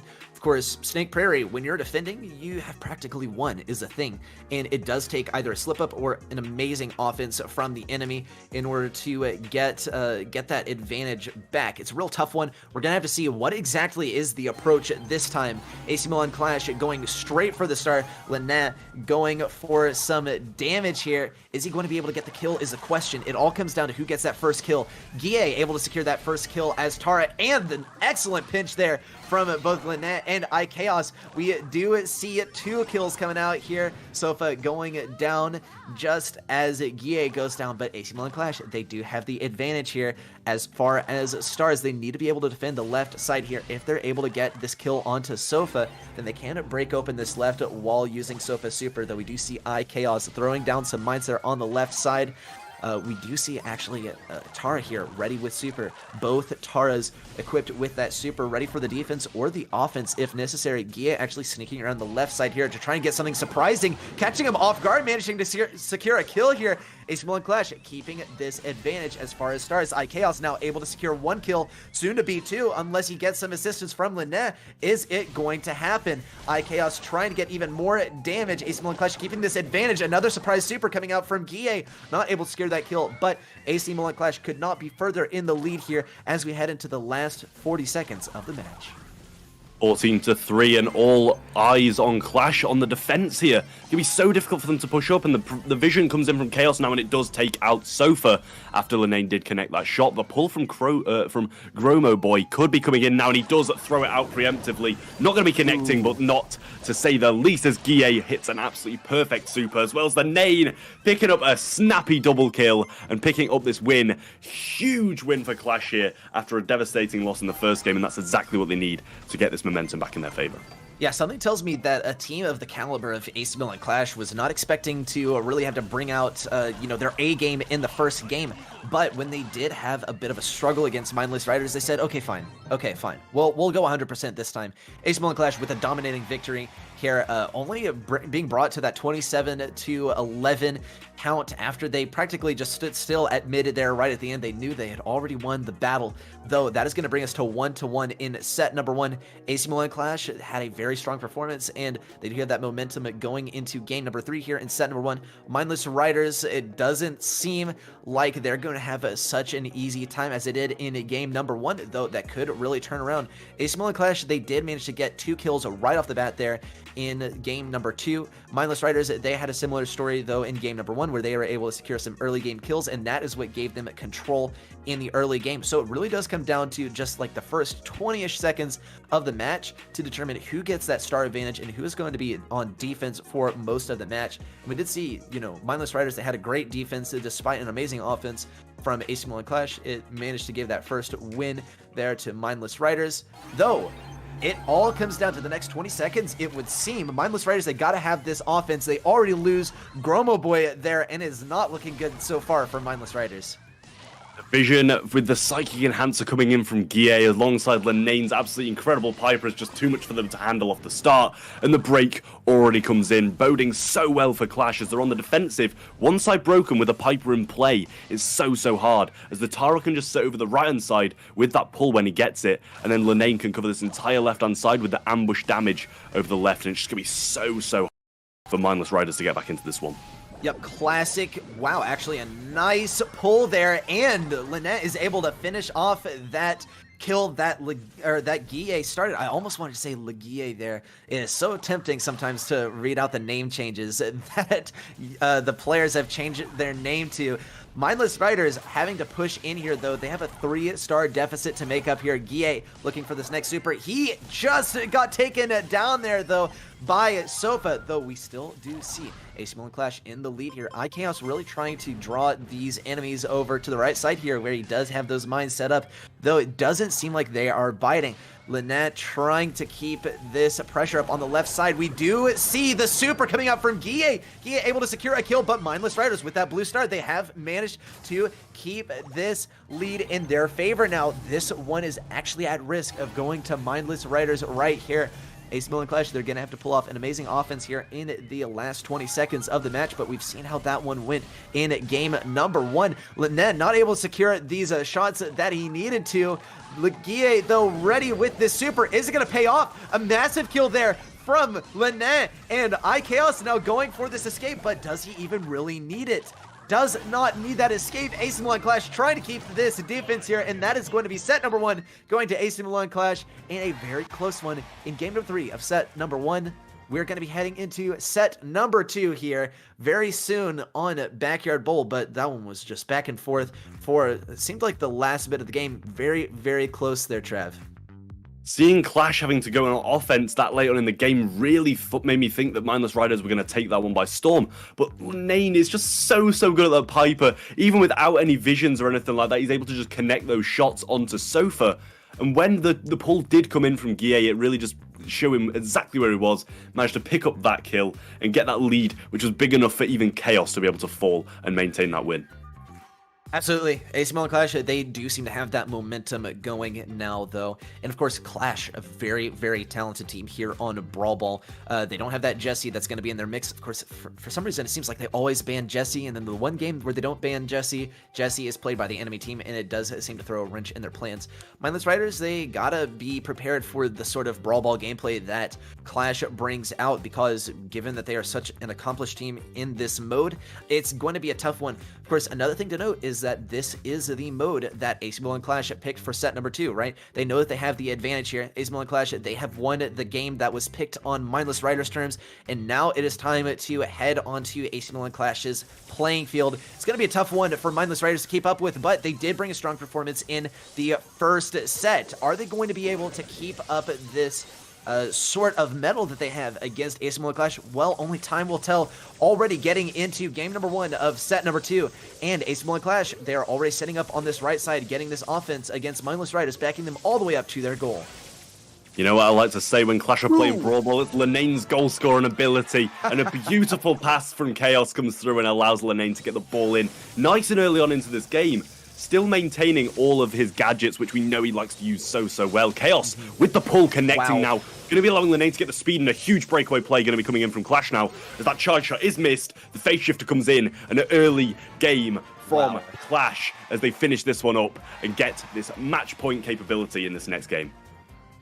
Like clockwork, that is exactly how Clash plays Brawl Ball. It's just so reliable, right? Snake Prairie, it's an iffy one, right? It's not always going to go exactly the same way. It almost feels like there's a little bit of RNG, right? It all comes down to that first fight, though Brawl Ball is one of those where you can come back, and it does seem to be back and forth now and then, but from Clash, that is not how it seems to go. It just seems to be that Clash is always on that offense. They're always laying down the pressure, and we always have like the same goal scorers. We always have the same sort of supports. It's very consistent.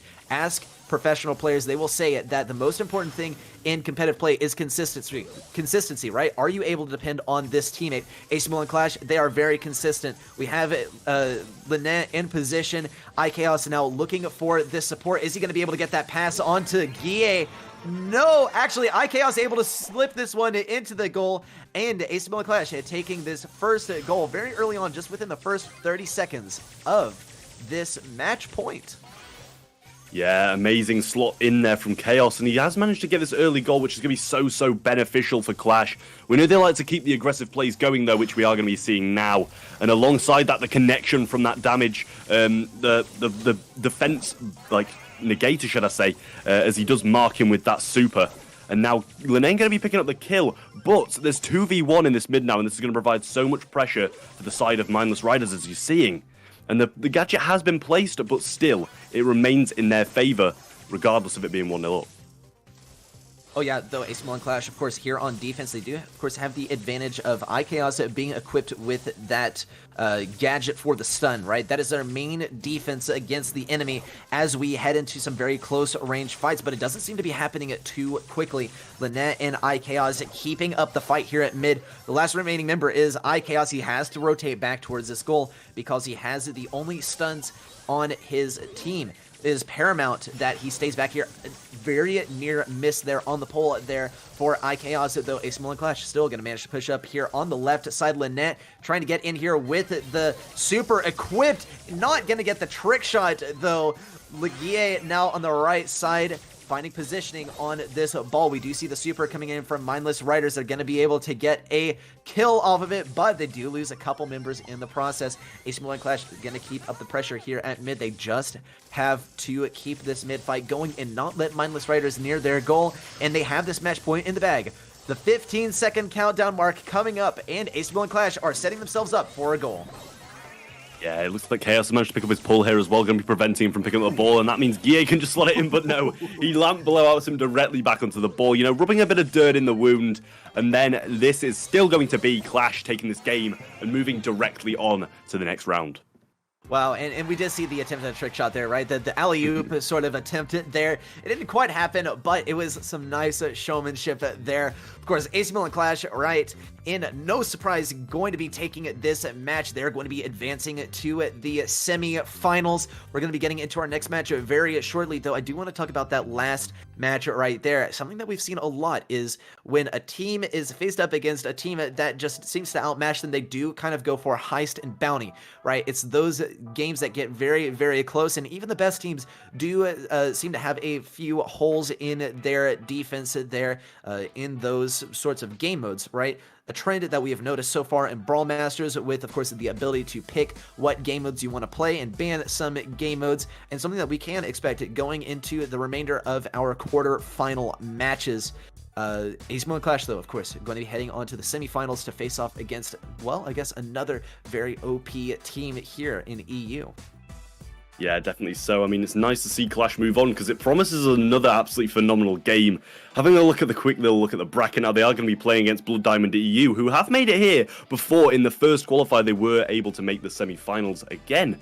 And, you know, such a prominent team in the EU scene. Really, really good team, and they did manage to take the 2-0 win over Esports Empire. Going to be looking over to the other side of the bracket now with the likes of Tribe versus Big and SK versus Galaxy Jupiter. I will say, the lesser-known team of Galaxy Jupiter, they have done an absolutely phenomenal job of making it this far. Facing a titan like SK Gaming, they might be cut short, but regardless, making those quarterfinals is still an achievement at this stage. Oh yeah, something that is, you know, nice to note actually here on the left side of the bracket. Of course, in the semifinals, Blood Diamond EU making it back to the semifinals after a bit of a upset there in our last Brawl Masters, where they ended up on the same side of the bracket as Big there. In the round of 16, got knocked out, but Blood Diamond, they're back and they're going to claim some points here to qualify for the playoffs in the last day of Brawl Masters. Though our next matches coming up, that is going to be Tribe Gaming EU versus Big, and we did see this matchup last Thursday here on Brawl Masters EU. Of course, it was a close one, I gotta say, but Big, they did not manage to take down Tribe Gaming EU the way they did the other very well-known teams on their side of the bracket. Tribe Gaming EU, of course, they do have the disadvantage of being very, very well-known to Big and being, you know, just very well researched by Big, as evidenced by how Big played against them last week. This is a massive grudge match. Big, they gotta make it past Tribe Gaming EU if they do plan on making it to the playoffs, right? Because they need a lot of points here to make it to the playoffs. Yeah, I will say we have seen Big playing with a bit of a substitute teammate as well. I'm not sure if that's going to affect too much here, as we have seen him playing absolutely phenomenally well. Fear Ghost obviously playing such a good gene in prior rounds. But yet again, you know, this is such a grudge match as we saw it in the finals last week. It was really, really prominent match, and Tribe Gaming were able to take them by storm in a very dominant defeat. But Big, they're going to be looking for a bit of revenge this week, and hopefully we will see an absolutely phenomenal game at the end of it. Yep, well, we do have the map bans and the mode choices, as well as the brawler bans coming in. Tribe Gaming EU banning out Bounty and Siege right away, though Big banning out Gym Grab. So we are going to see Heist and Hot Zone in play today. Looks like Tribe would rather play Hot Zone, but Big is going to be coming out strong here on Backyard Bowl, which is an interesting one, knowing that Tribe Gaming EU is pretty strong on Brawl Ball, so it's a very confident pick there right off the bat. Heist is going to be our decider if we move into set number 3, though we also have, of course, Tribe picking parallel plays for set number 2, and then the brawler bands coming out, Tribe picking the really powerful ones, actually. Big with some more interesting bands, though. Yeah, you know, Bell on the side of Tribe to kick it off, and then Stew and Sprout, I will say, some really good bands. Not ones we've really seen from them in the past, but Poco coming out from Tribe. Really just obviously quite scared of these Poco double tank comps, which can really throw them off their high horse when faced with a team who's really not as experienced. The Poco can really start to damage you, and we've seen that they've thrown that Kaboom Canyon to the back of the pack just because they're obviously a bit traumatized by it after that last one we just watched them play, losing it to their opponents. And you know, this just comes to show how this draft format really does come into play. If you lose a round prior to a match, they really do take it into account when loading into the next one. Absolutely, yeah, and cannot wait to get into these next matches, of course, considering our bans, right? Something to say about the bans real quick, we do see the Stew ban, even the absence of the Stew ban. We haven't seen Stew played a bunch. Another thing to note is the Poco ban, right? Poco, usually, we have seen that banned out a lot by Tribe Gaming EU. They don't want to risk going against the Poco double tank comps because they can be so frustrating. Though we don't see really maps that could be played on so well. I think Big might have been really hoping that they got to pull out the Poco on Backyard Bowl here, but it's, of course, not going to be a possibility. Something to note, actually, is that we do see the Byron in play here, and that's going to be a big impact on Kaboom Canyon, where we can see that Byron and Colette combo. We're probably going to see that coming out from a Tribe, and, of course, Big, we haven't really seen them pull that out on Kaboom Canyon. They haven't had the chance to, but do you have to expect much of the same on Kaboom Canyon just because it is such a powerful strategy. So just a little bit of predictions of what is to come. Parallel plays, of course, one of those where we do see Stew is very powerful. Now he's banned out, so nothing to really worry about here, though I think really the more defining game mode for this entire match is going to be Backyard Bowl. It is sort of a proving grounds for competitive players, and it is the pick by Big, which I think Tribe would have picked if they had the choice of the first map. Yeah, I will say I do agree with you. Tribe obviously played this Backyard Bowl so well last time they did. And, you know, they came out with this max gene comp quite a lot of times alongside the Crow, and that is available in this match. So you may be seeing something quite comparable to that from both teams. And then it just comes down to who's the mirror, who's more experienced as a team, and who synergizes the best, and who plays the best on those singular brawlers. That's really going to be who's deciding who's going to be taking it here. As you know, Big, they're such a notorious team, and as well as Tribe Gaming being a massive team as well, it really comes down to the wire about who plays better as a team. Yep, and we're going to be getting into our first game here in set number 1. Our brawlers coming out from both teams. We see that Crow, Max, and Gene coming out from Tribe. It worked so well for them before, but much of the same from Big. It worked well for them too. So it's going to be a matchup of who has the better mechanics or who has the better team synergy. We see that early super coming out from Tribe as they managed to pick up a little bit of ground, some territorial control here on the right side as Casey also looks for this next super, though we do see Max just ready to get this next super off on the right side. The ball is in a good position for Tribe, though we have seen Tom getting very separated from the rest of his team. Big now going to find this opportunity to push up towards Tribe's goal. A missed pull there from Tribe, and Big is looking very favored here in this push. I will say that speed from Casey really has saved Tribe a lot of trouble. Just being able to get them away from that gene pull, which really could come in to haunt them, and Fear Ghost does miss that overall. Tom being able to pick up his super now, though, is going to be very influential in getting out of this position, as well as these healing puffs coming in from Spen. Just allowing Casey to get back up to the amount of HP where he can go into battle again. And now this is really coming quite prominent here. Yep, Tribe now finding this opportunity to push up once again. They have all 3 supers ready to go, but it's not going to pay off, it doesn't look like. We do see Casey trying to get aggressive here. Just one member remaining for defense for Big, and it's going to pay off. In fact, Dean able to get this proper defense, and Tribe is going to find this opportunity actually to fall back once more and get some supers popped off as they try and push up once again. Spin needs to get this next super in order to snag an enemy for Tribe to be able to push up here. And we do see the speed coming out from KC, providing Tribe that push that they so desperately need to push up. Big, though, flanking here on the right side. That gene pull is available, though. Are they going to be able to hit it? Are they going to be able to use it to the best of their advantage? We do see Spin going down and the speed coming out onto Tom, but Tom gets pulled. The jump isn't going to be enough to save him, and we do see Big keeping control of mid as we head into the last 20 seconds of the match. Neither team necessarily favored here. It's really going to come down to KC and Dean here in the long run, and KC does pick up his speed nicely.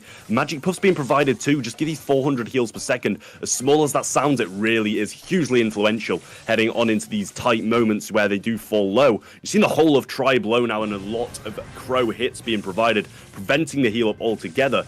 And now, the same on the opposing side as Lars just get tagged up. You see him retreating a bit. Speed being picked up from both teams now, and a lot of supers available from either. The kill starts to come in though, and the jump too from Tom. A phase shifter through it. Amazing play from him there. But they might be able to get this ball over, and the goal is going to come in from Tribe to kick off this match. That was a stellar phase shifter right there, but it just wasn't enough to stand up against Tribe's explosive offense there.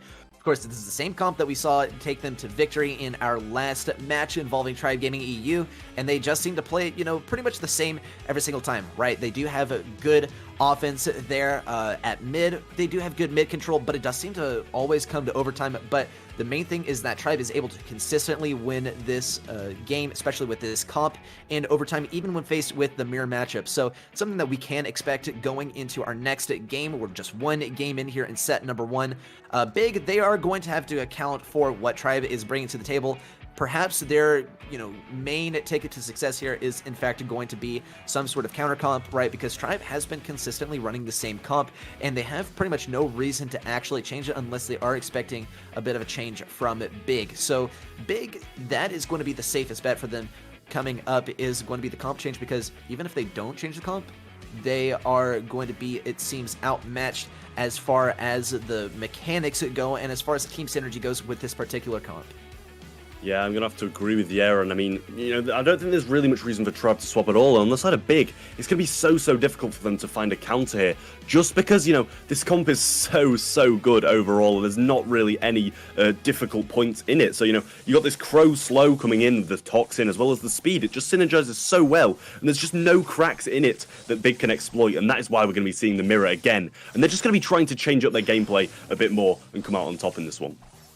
Yeah, this is interesting. We see a Big staying on that same comp. Tribe Gaming EU getting a little bit more time to warm up to this strat that Big is running. They know how they run it now. Fear Ghost going down, and that's a very important kill there for Tribe as they have all three members pushing in very close to the goal. And we do see both members going down. Casey able to put this one in the goal in the first 30 seconds of the game. Tribe Gaming already competing on the advantage here. They just need to get this offense spin with the gadget. It's not going to be enough to keep him in the mix, though. Big getting this important kill on Spin. The pull is going to be the game-changing factor, of course, with this particular comp. Tom kept out of commission with that slowing Toxin and the poison as well, though. Tribe Gaming now going to be able to push back up to mid. The speed coming from Casey on a Spin. Spin is now ready to get this pull. Who's he going to go for it, though? We do have the wall break available as well. The slowing Toxin is going to put him out of commission for just a moment. Tom getting this little frame of invincibility here with the super, though it's not going to be enough to keep Tribe Gaming on the offense here at Big's goal, though Casey is going to be trying to keep the enemy back as best as he can. The speed going on to Spin as he has this pull ready as well. Going to be looking for his next target. KC is on low health though, so it's going to be a tough time to look for another target for that pull. Spin though pushing up, looking for positioning here, just needs an important brawler to get very aggressive here. Gonna wait for that wait for that super to expire here. Spin now, getting that pull onto Dean. Dean not able to escape in time. Casey with pretty good health over here might be able to get that in the goal. Fear with the nice gadget there, and Lars with the proper defense. Tom getting taken down. Lars in a similar position, though not going to survive through this one. And Spin just staying aggressive, trying to keep Dean back as best as he can in order to provide room for his teammates to come back. Spin not able to get that long range pull though, and this fight is going to return to mid. Yeah, Big really need to make something happen now, but the ball being provided to Casey's really not going to bode well for them, as he can just really clear that ball and prevent them from pushing up a little bit longer. Kills coming from Tom, left, right, and center. He picks up that double. Dean looking low too, and it's looking like this is going to be Tribe taking this first set in a game mode that they didn't even choose. Yeah, this is absolutely incredible. I mean, you know, we kind of did expect Tribe to pick Brawl Ball, but, you know, maybe that wasn't exactly what they were going for. Of course, it is always, you know, kind of a big move there to get 2 games right in a row on the mode that you didn't even choose, right? This is definitely the one that Big thought they had the advantage on, given that they did choose it as set number 1. Though, this is going to be setting a precedent here for Tribe. They're going to be heading into Hot Zone. That was their choice of mode. We're going to be on parallel plays very soon here. Our brawler bands are going to come into play as well, though. Just circling back, I mean, I think this is a big move here for Tribe to be able to take set number 1 in such an explosive fashion versus Big, who did choose this for their first set. It's the one that they were more confident on, and Tribe Gaming is really showing them up here. I will say, heading on into this parallel plays game now, it's really, the comps might be fairly comparable to that on one side, but you've also got to be looking towards the roughs with the field promotion, the supply drops, giving those buffs to his teammates, extending that maximum health and just holding that hot zone in your defensive portion of the map for the whole 50%, and then really pushing out once you've got those upgrades. And once you've got it all down, you synergize together and you can really push on. But then again, you know, with these aggressive comps, it can really boil down to who can make the best first play. Absolutely. And that's what we need to see, right? It's kind of about, like, sometimes the best defense is good offense, right? And being able to push up really, really far and get some good kills on your enemy, right? Even when you have a few members fall, your enemy is going to have to return all the way to your side of the field in order to get a proper offense, and by that time you are going to have respawned, right? And so coming into Hot Zone, right, it's not necessarily the same story, though. A good offense is going to be a good defense, I think, just because of the nature of parallel plays, right?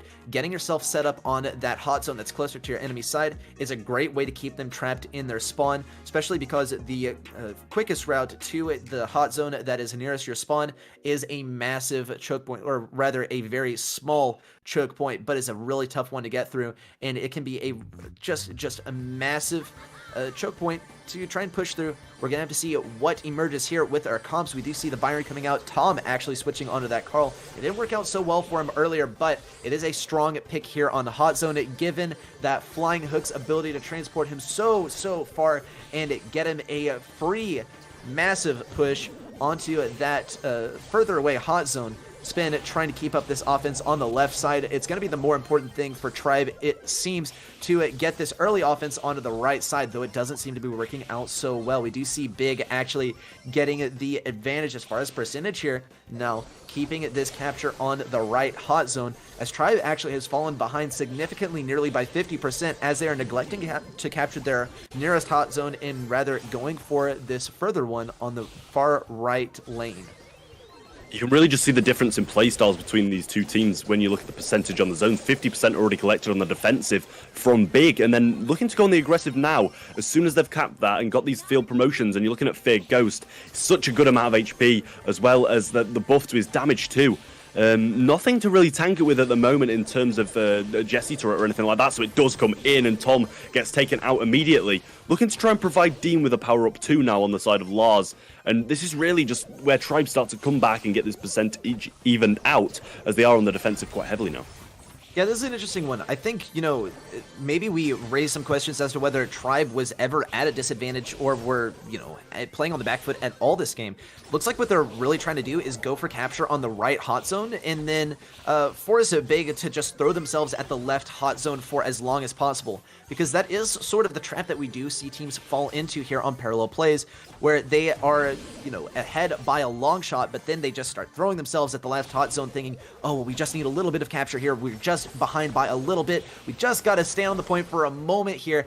Though that is not usually the case, they end up putting themselves even further behind by just throwing themselves at the point, one after the other, staggering their respawns, and Tribe is now going to take the advantage here, and that little bit of percentage that they managed to snag on the enemy hot zone is going to be coming in handy here, giving them a slight percentage advantage, though they don't want to rely on that too heavily. Tom getting very aggressive here and taking out Lars. Tribe Gaming actually defending their hot zone here more than they are going for the offense on the enemy hot zone, though they are fighting at a disadvantage versus some very powered up enemies. We do see an important kill onto Dean, though, as Tribe is still managing to keep this defense. They're getting some important kills here.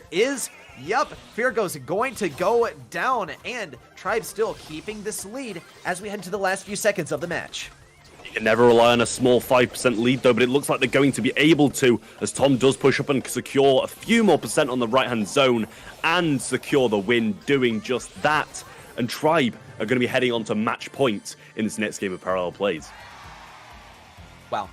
An unbelievable one there. I mean, Tribe Gaming already taking us to match point, especially heading off of their last game where they did, it became pretty apparent that Tribe Gaming, they can bleed, right? They're not invincible, though up against Big, it does seem like that is the case. They just don't seem to be able to be touched, especially in that first set right there. Of course, at Big, they put up a good fight, but Tribe, they managed to take that 2-0 victory. Now heading in a hot zone, they do seem very favored, and I do want to point out this strategy, or at least the strategy difference. Trav, you were the first one to point it out, but Tribe, they are going for that full offense there on the right hot zone, and then once they're able to get just a little bit of capture, or at least until the enemy has fully captured that point, they're going to be going for that offense, and then they rotate onto defense for the rest of the match, right? And that, I think, is what propelled them to success on that game right there.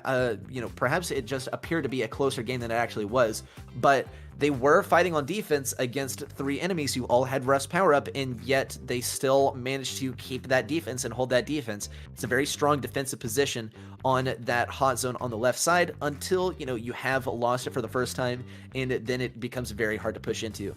Though I think this is actually a great strategy here coming out from Tribe Gaming, and it's an important one given that Parallel Plays is still going to be in the competitive map pool even after the switch ups in the official map pool for BSC. So great gameplay coming out. I hope that, at least for the sake of Big, that they know how to counter this. We do see a very aggressive play here from Dean, who's going to be going for the left hot zone right off the bat. Spin taking some major damage, and KC and Spin are being forced to rotate over to this left side. Looks like Tribe was not expecting Big to be going for the full offense here on the left side, and they are already just playing ring around the rosy over here around this obstacle, as we do see the gene pull coming out too, and Big taking a massive lead right off the bat in game number 2.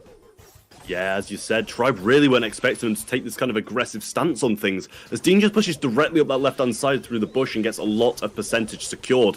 And this is kind of comparable to what Tribe did last side, but they were able to maintain the defense too, which is even bigger. And if Feargos can pick up this kill on Tom, now it's going to be so prominent on the defensive side of things. But now you see Tribe kind of even out on the offensive front of things, and KC also hitting that absolutely phenomenal splash, which is doing so much damage, and Lars forced to defend on his own now. Being pinched down, he is going to fall too, and Tribe have evened things out on the offensive zone. Yeah, I think Tom is one of the key players over here, or at least one of the key brawlers, actually, with Carl. Of course, that flying hook is so instrumental on getting that offense. We do see Tribe. It was kind of a deceptive deficit that they were competing at there. They just hadn't fully captured their own hot zone, and now they're leading by roughly 12% there. Big now on the back foot, as we see Feargos trying to defend against 3 brawlers here.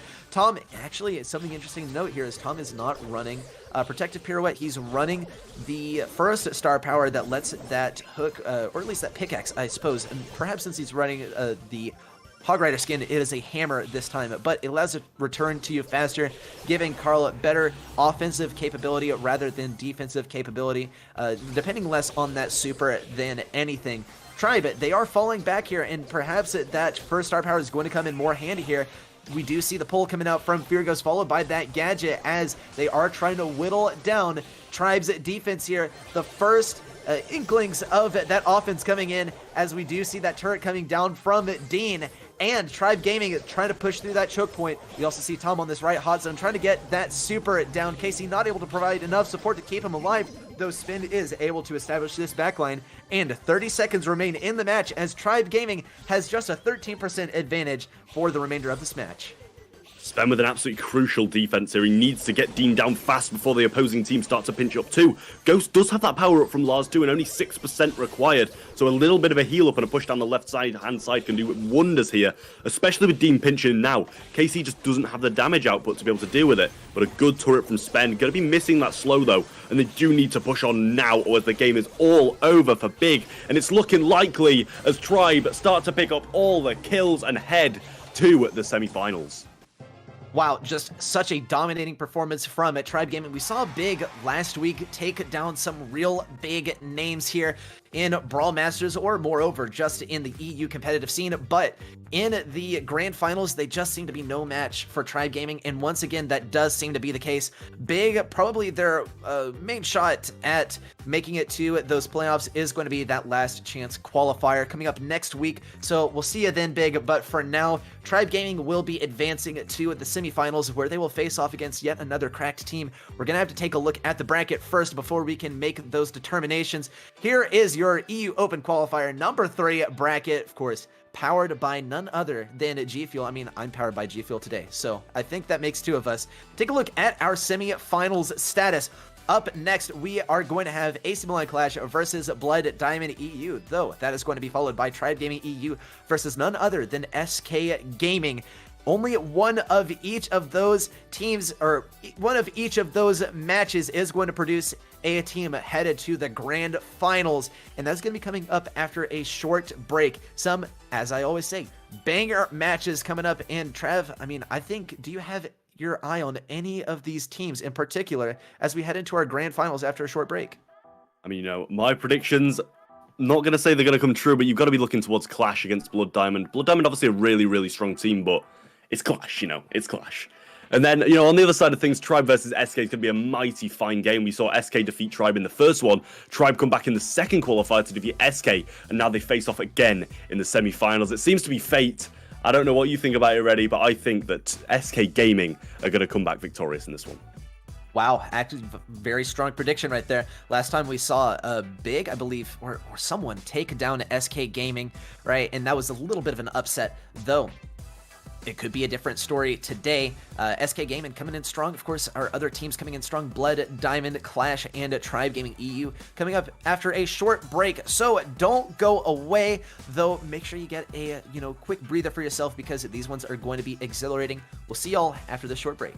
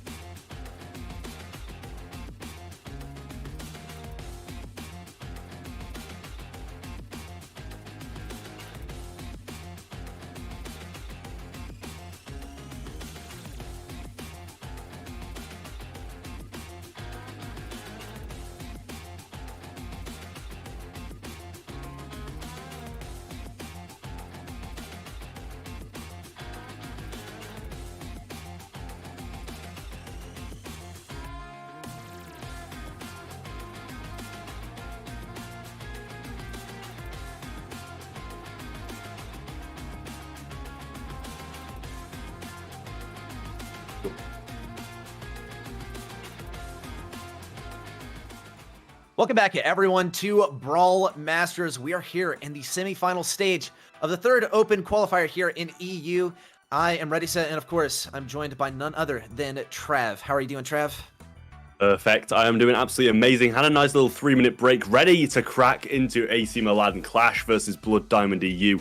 Should be an absolutely incredible game. Two of the top Spanish teams facing off against each other in a fierce battle. We do have the draft ready, so we'll be heading straight over to that and trying to kick off the game as soon as possible.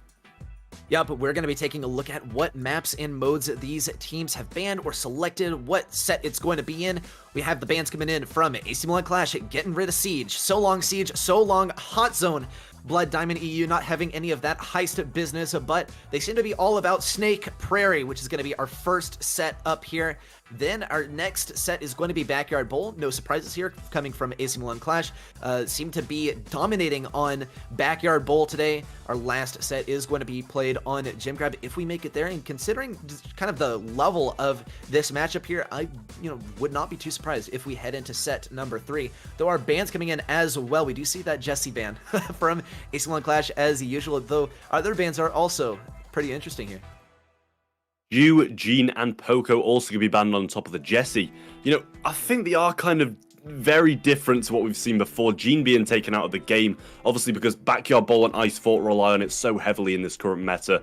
Kind of just leaving Max on his own without the Jeans, it just doesn't bode well for whoever runs that. And then Poco being taken out, obviously, as well by Blood Diamond. They know Clash like to run those tankier comps, and it is possible to do so on both Ice Fort and Backyard Bowl, and even Snake Prairie feeling a bit spicy. Yeah, if you're feeling spicy, maybe you'll bring out that screeching solo Poco, which we have seen before, and for whatever reason, we have seen it work pretty well. Especially, okay, after the Poco balance change, maybe not as effective, right?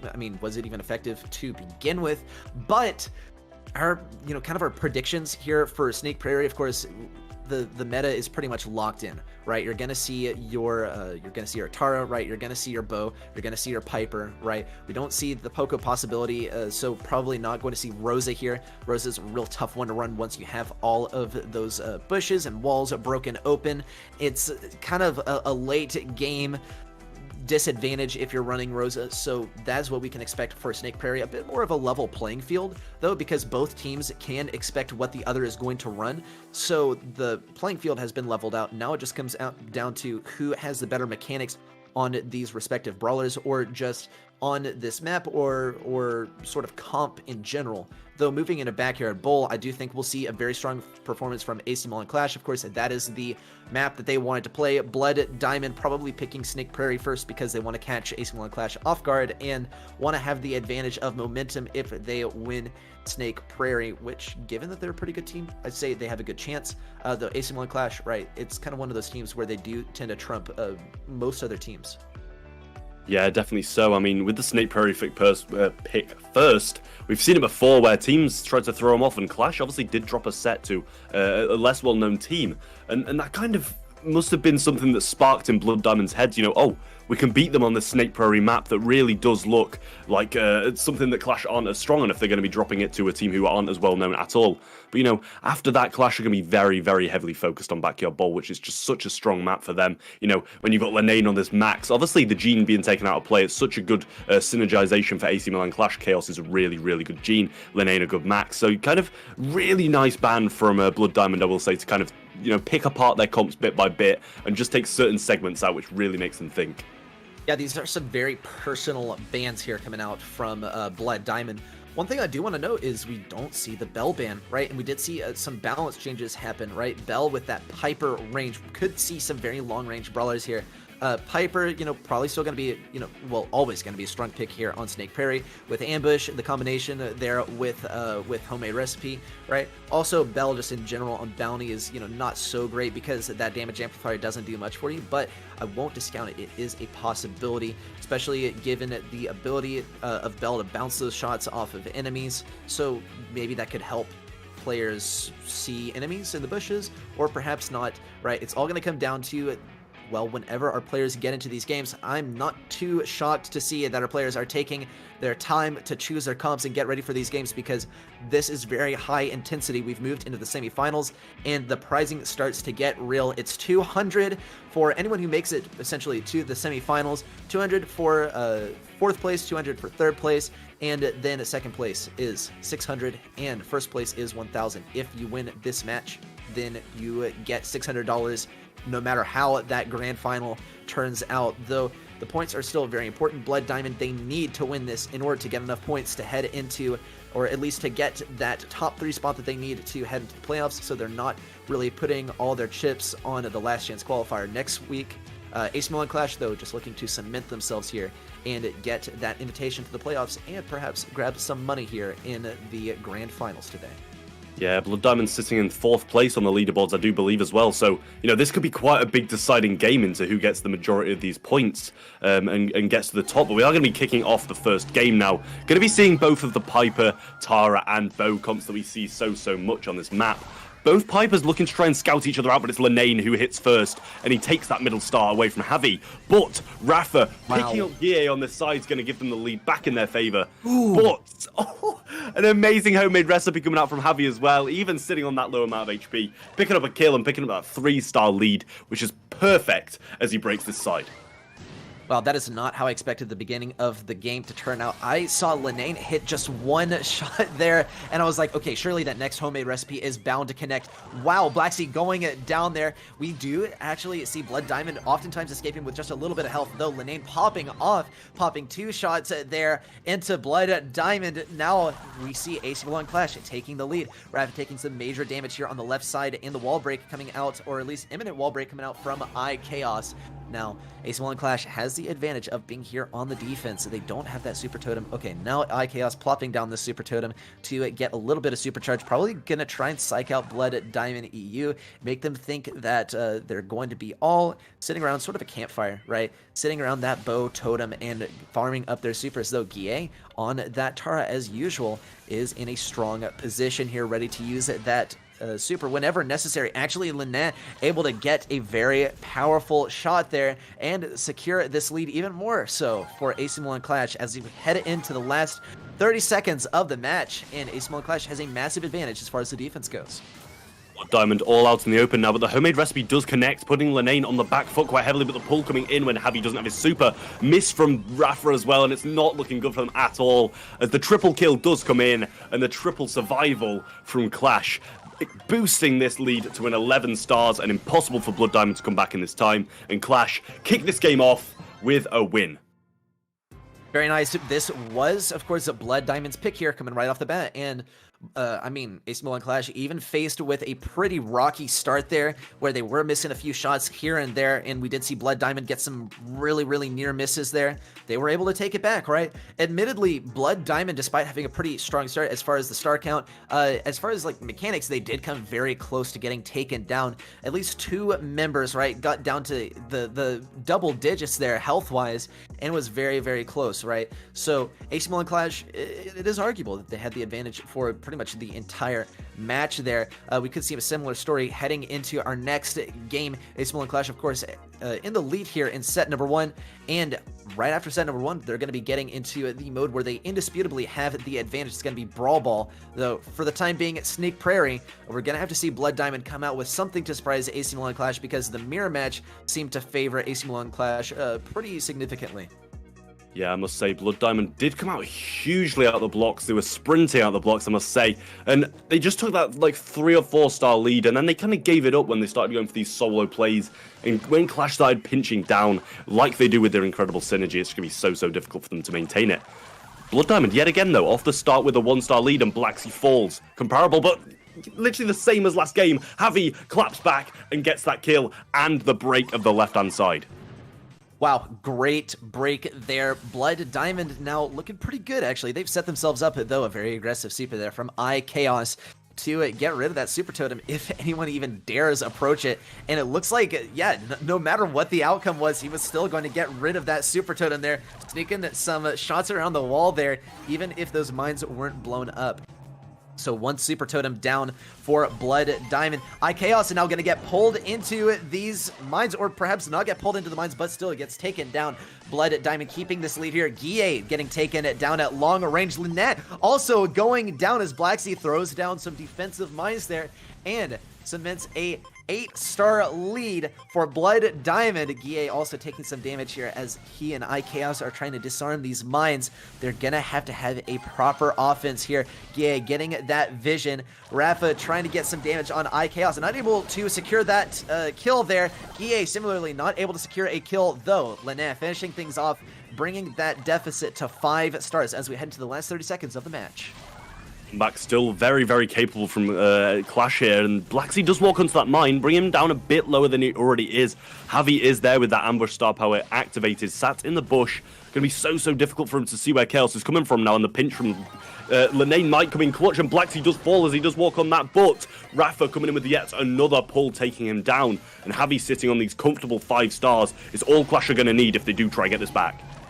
We do see an amazing super coming in from Blood Diamond, though the star count is starting to equalize, and no, this one will be going to Blood Diamond, and they are looking quite a bit cleaner here in the set that they chose to be the first. Of course, here on Snake Prairie for set number 1. Now we're all tied up in set number 1. It's a set point, and this is going to be the main enemy of AC Milan Clash if they planned on sweeping this entire match today, though this is something similar to what we saw from AC Milan Clash, right? They did not, or I believe they didn't sweep the entire first set in their last match, right? It was a 2-1 game, and it headed straight into Brawl Ball, of course, and the rest is history. Though AC Milan Clash, they are going to have to pick up this game right here if they want to finish things off in Brawl Ball. Otherwise, it's all going to come down to gem grab, and things could kind of go either way in gem grab. It's all about control, but sometimes you can have those last-minute clutches grabbing all those gems. We do see AC Milan Clash, though, taking this early game lead as they do actually look for another pinch here to cement that lead and fall onto defense. A nice kill there from Guille. And wow, actually great response there from Javi as we do see Lynette trying to get this kill. It gets finished off by iChaos, and AC Milan Clash manages to keep this lead 7-6 though, and it is extremely close as AC Milan Clash now has to play extremely defensively. Lynette getting this super here, and the mine setup on the right side. Guille in position to keep any enemy who might be trying to disarm these mines in the center, and AC Milan Clash actually looking to be at the advantage here. Yeah, having Guille in this position, as soon as someone tries to bait out that mine, he is going to be gone if Guille opts to use this super.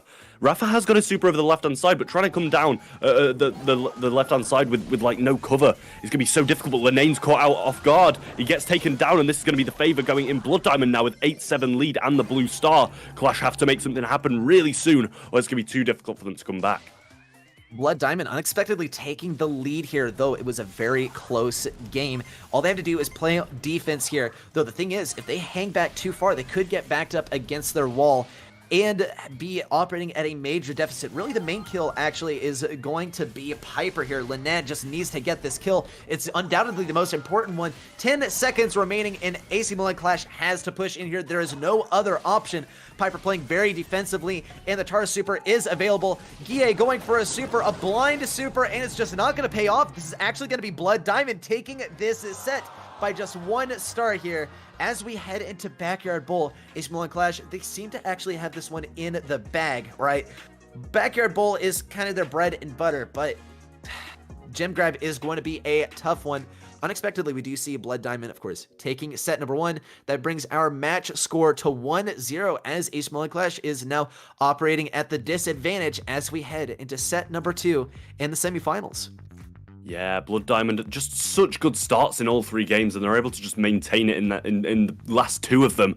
But we did see this from Clash last time too. You know, they did drop out in the semi-finals, and I think they're going to be trying to, you know, compensate for that this time and really put some good pressure on this Brawl Ball game and not let it happen again, because they really need to secure these points over Blood Diamond here, as they're only a short amount behind them on the leaderboards.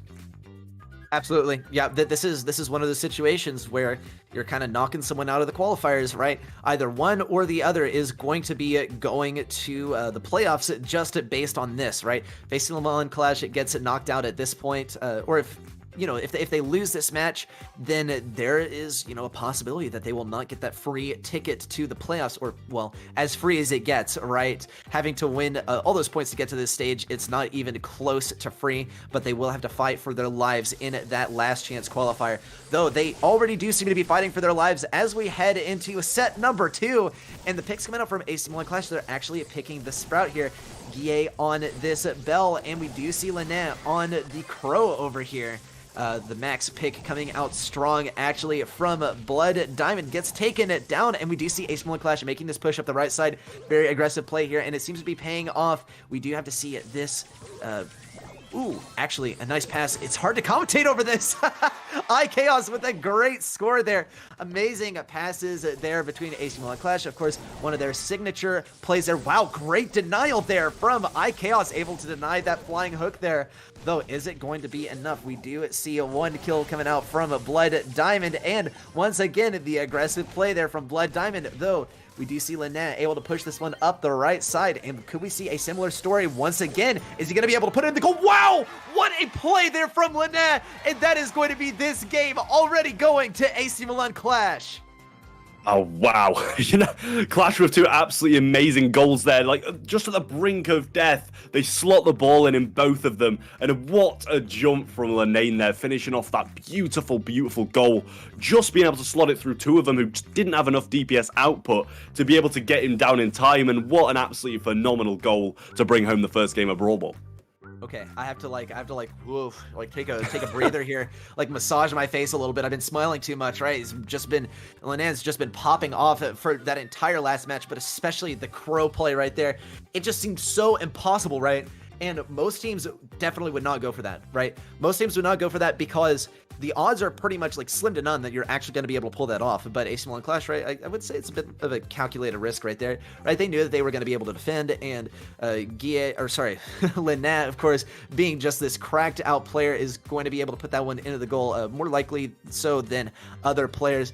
Amazing play there, and it does go to show why AC Milan Clash is pretty much given the win here on Brawl Ball, right? Why we are going to be going into Gem Grab, because there's no way that AC Milan Clash drops this one unless Blood Diamond pulls out something absolutely extraordinary. We're heading into game number 2 here in set number 2. AC Milan Clash leading with that first game in set number 2, and they do seem to be running the same exact comp as last time. Blood Diamond running much of the same. We already see some kills coming in. Guille again of super, or no, actually not super this one in. He's going to be saving that damage amplifier for the second push. AC Milan Clash able to secure this first goal here in game number 2. This is the power of Clash. You know, they just get these really, really quick offensive starts in Brawl Ball. Double connection from Chaos and that beautiful Sprout shot there.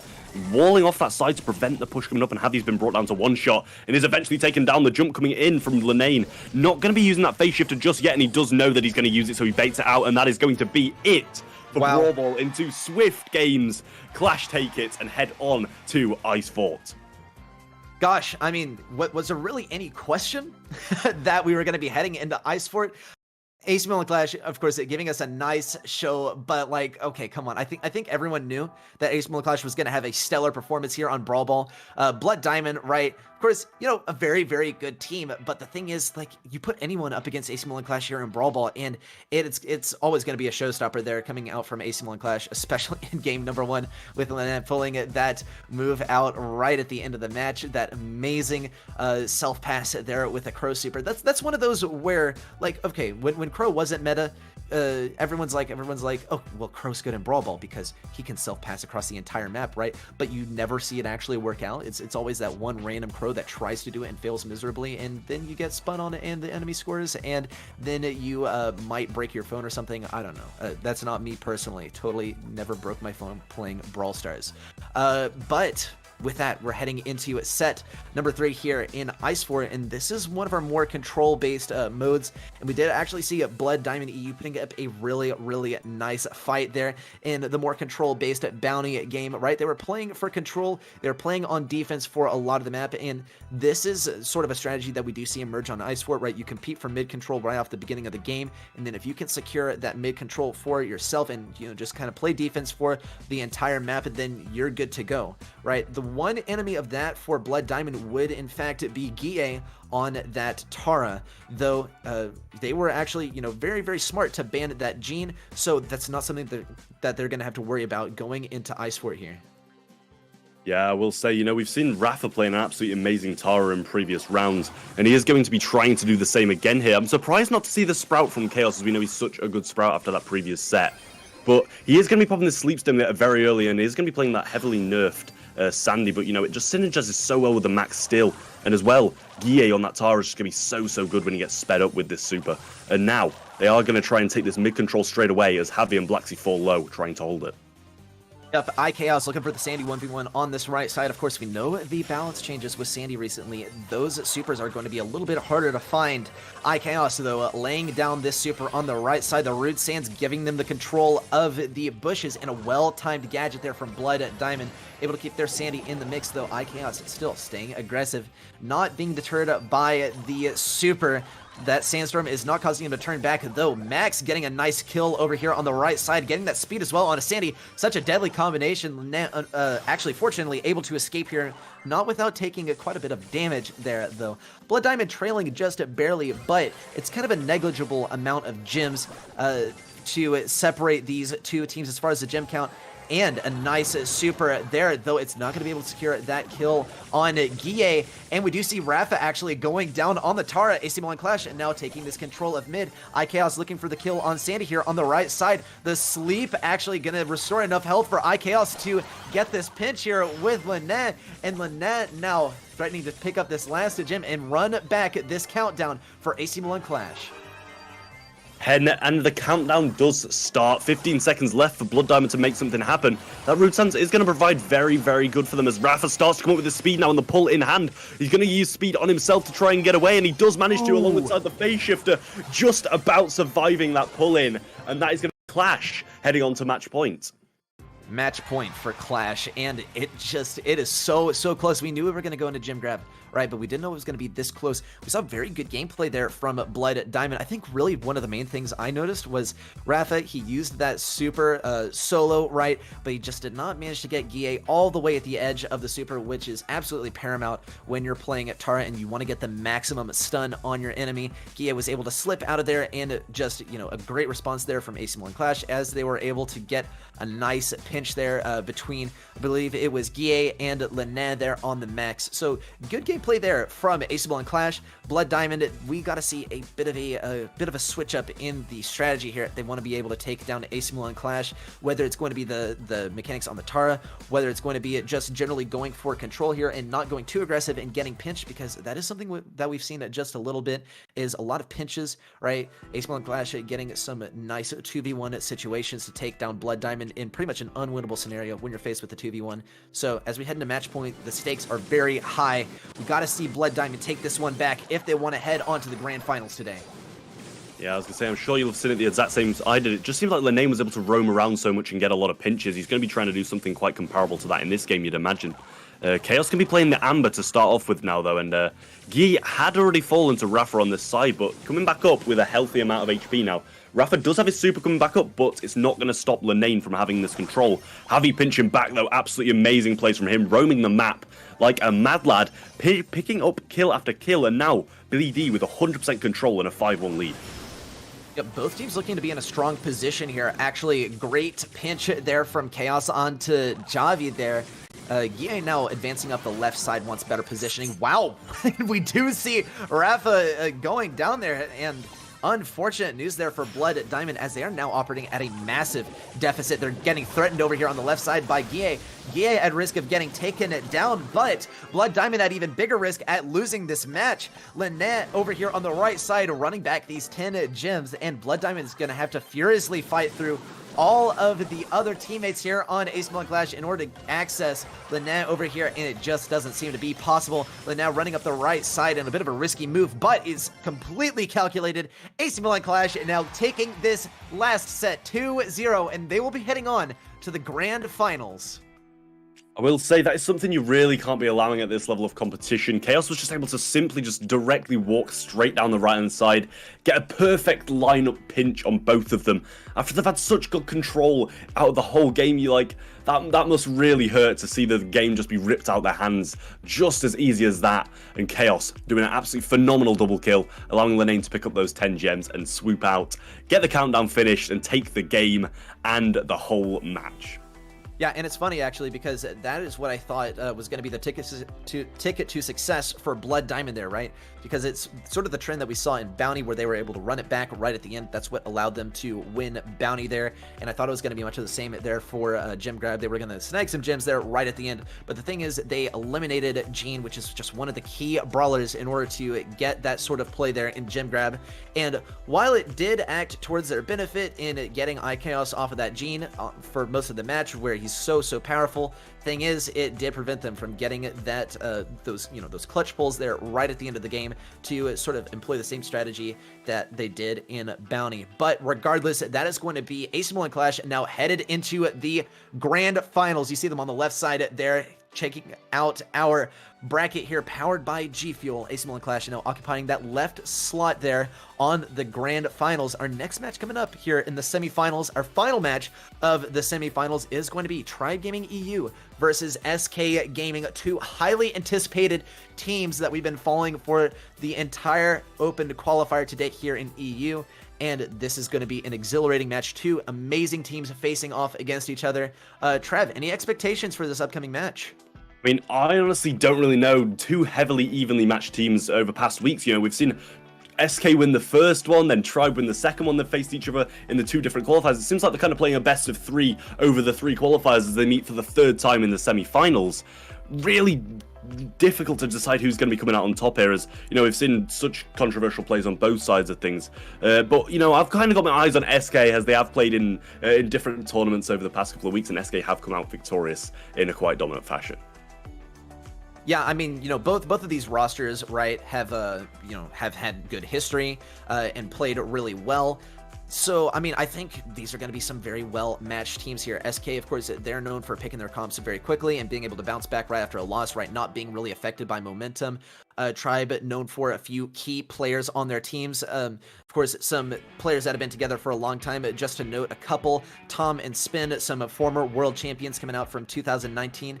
Yeah, and just another thing to note here is that Clash, Tribe, and SK have locked in the top three spots for the playoffs.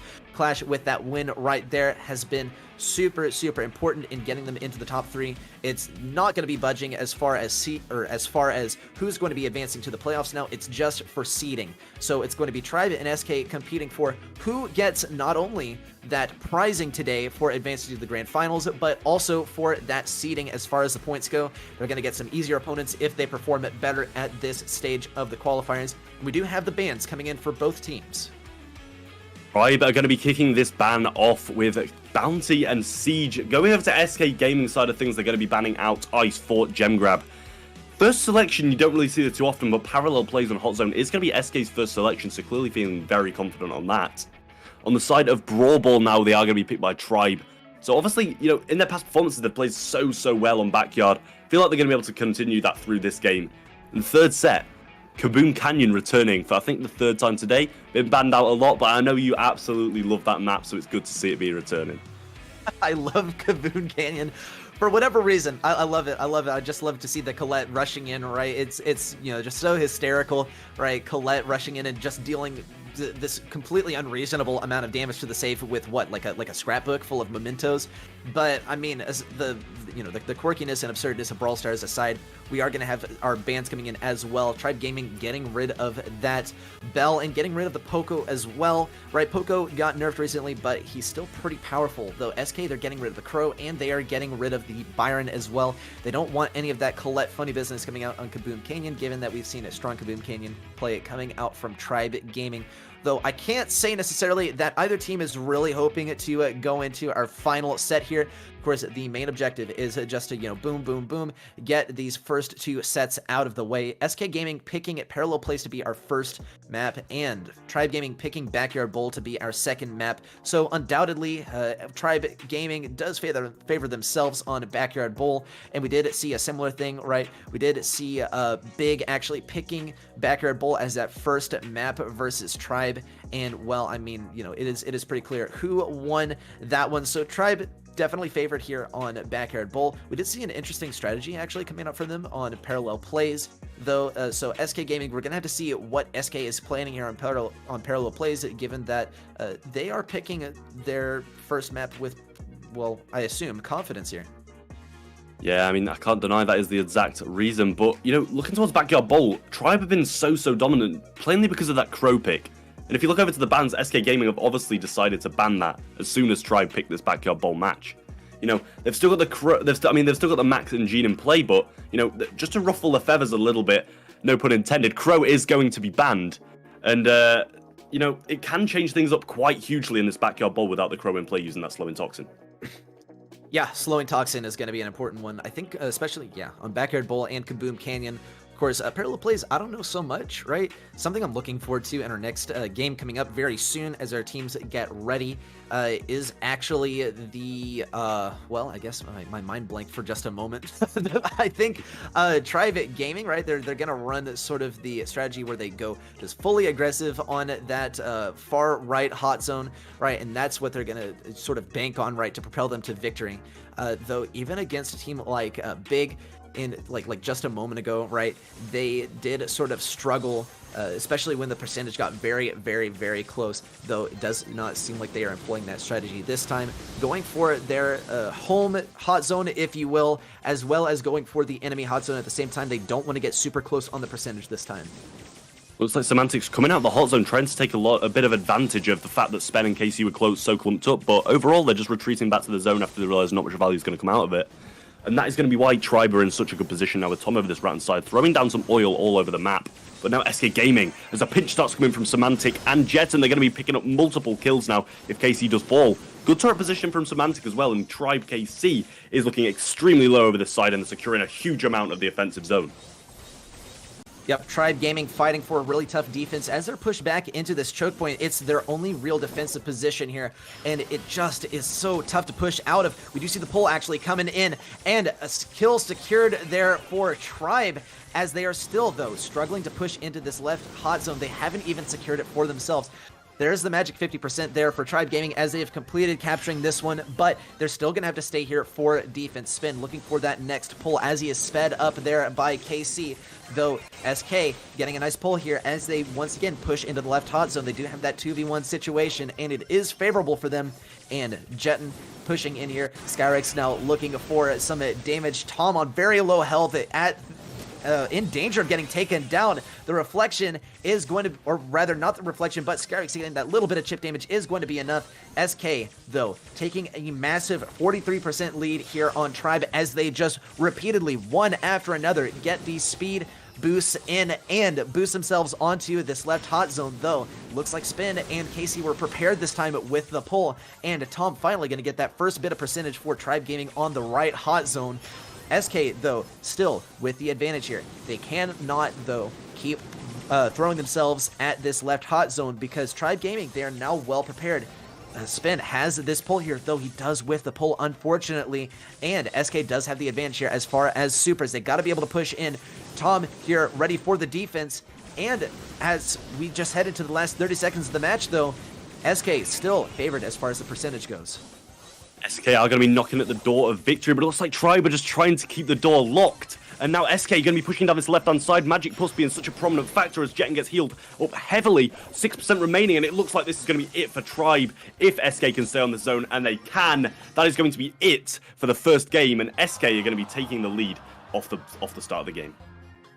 Wow, yeah, I mean, Tribe Gaming, they used a much different strategy in our other Hot Zone games that we watched, right? And when they had to switch off of that, it just didn't look like they were really able to get it. I think really the main thing there was that Tribe had to fall back early on in the game, right? And that was just a, you know, they pushed towards the enemy Hot Zone and they had to surrender their own, and then they fell into this trap of like, oh, I mean, this thing is so hard to defend on the bottom left side of the map, and it's a really tough one to push out of. Tribe, they're going to have to alter their strategy here because clearly it did not work. They did manage to push back just a little bit there towards the end. They finally managed to get Tom on that right Hot Zone. Of course, Amber being strung on that right lane there, but it's just a tough one. Tribe, they're going to have to employ a different strategy, perhaps one that they didn't really prepare here on parallel plays. SK, they are definitely favored here on the map that they chose here in Hot Zone. Clearly had some strategies that were able to employ there, and you know, the fact that they knew Tribe's comp just kind of must have really shook Tribe up a bit, because you know that SK are going to be watching these matches when they're in their downtime, and you know, Tribe had to play it on stream to everybody, not only the analysts who are going to be looking at the little strategies and the trends in their comps, but they played it in front of everybody, and that means they're forced to employ a different strategy going into this, and that must have really shaken them up, and SK really were able to take advantage of that. Yeah, there is always the advantage of not being on stage and not being visible by everyone, right? But, I mean, you know, considering that and going into our next match, we got to take a look at our brawlers that our teams are pulling out. Different strategies from both teams. SK now pulling out the Stew, which we have not seen even once in the competition so far. This is one of the only matches where we haven't seen Stu banned, and this is the only game where we have seen Stu play. The question is it going to work out? Tom getting nice control, though, on Semantic on the Stu here. Stu is very powerful on pushing up this left lane, or rather, it's tough to defend against on the left lane. It's good for pushing up on the right lane. We don't see Tribe actually running the Stu this time, but they are able to get this offense here. The nice combo of Max and Gene, the 2v2 over here on the right lane. We do see the pull, though, coming out, but it's just not enough to deter Tribe Gaming as they do take the lead on the right Hot Zone this time, though. They have faltered just a little bit on defense on the left Hot Zone. We do see it Semantic putting up a nice fight against Tom, though. Is it going to be enough to deal with Tom's turret once he has that up? Tribe Gaming, though, still keeping control on the right lane. They do have this control on the right Hot Zone, and they're going to find this opportunity now to rotate down towards the left Hot Zone. Semantic in a tricky position here as he tries to get a kill. We do see the flames on a Tom, and it's going to be able to take out KC, though Tribe Gaming will be taking this second game, and that is going to bring us to 1-1 in set number 1. So I really did like the thought process there from Tribe. They were able to secure that entire of the top right zone in the G-Max versus G-Max matchups. But, you know, Semantic had to keep on walking around that wall, which put them at a disadvantage of percentage, as well as Tribe being so dominant up the top right-hand side, hitting those pulls. And when, you know, the opposing SK Gene did, he fell as he pulled through, and that kind of put the Max in an even worse position, allowing Tribe to complete that zone, and then back on the left-hand side zone, Tom was able to pick it up as soon as he picked up that turret. So, you know, overall, Tribe with an absolutely amazing gameplay there, and it was a much more dominant performance than what we saw in the first game. Yeah, I'm curious, right? I think maybe like what we saw coming out from Tribe most of the time, right? Tribe, they do seem to put like 2 brawlers on that far right Hot Zone and then just 1 defender on the left Hot Zone.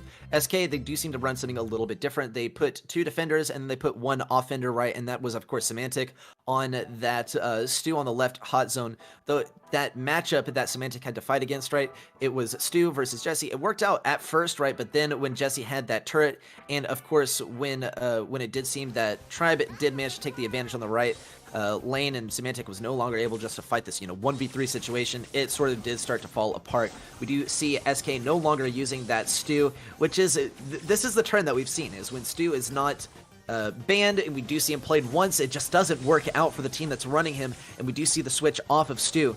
Though this time we do see it Jetton now running that Max, speeding up Semantic over here, looking for that mid control.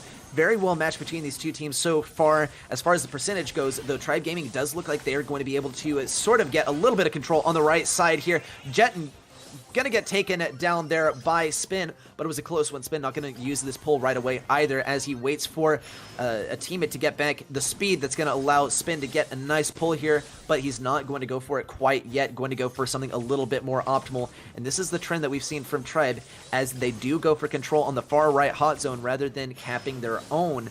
SK Gaming now taking a massive lead just because they have gotten all that percentage on their far right Hot Zone. We do see Semantic now getting taken down by Spin.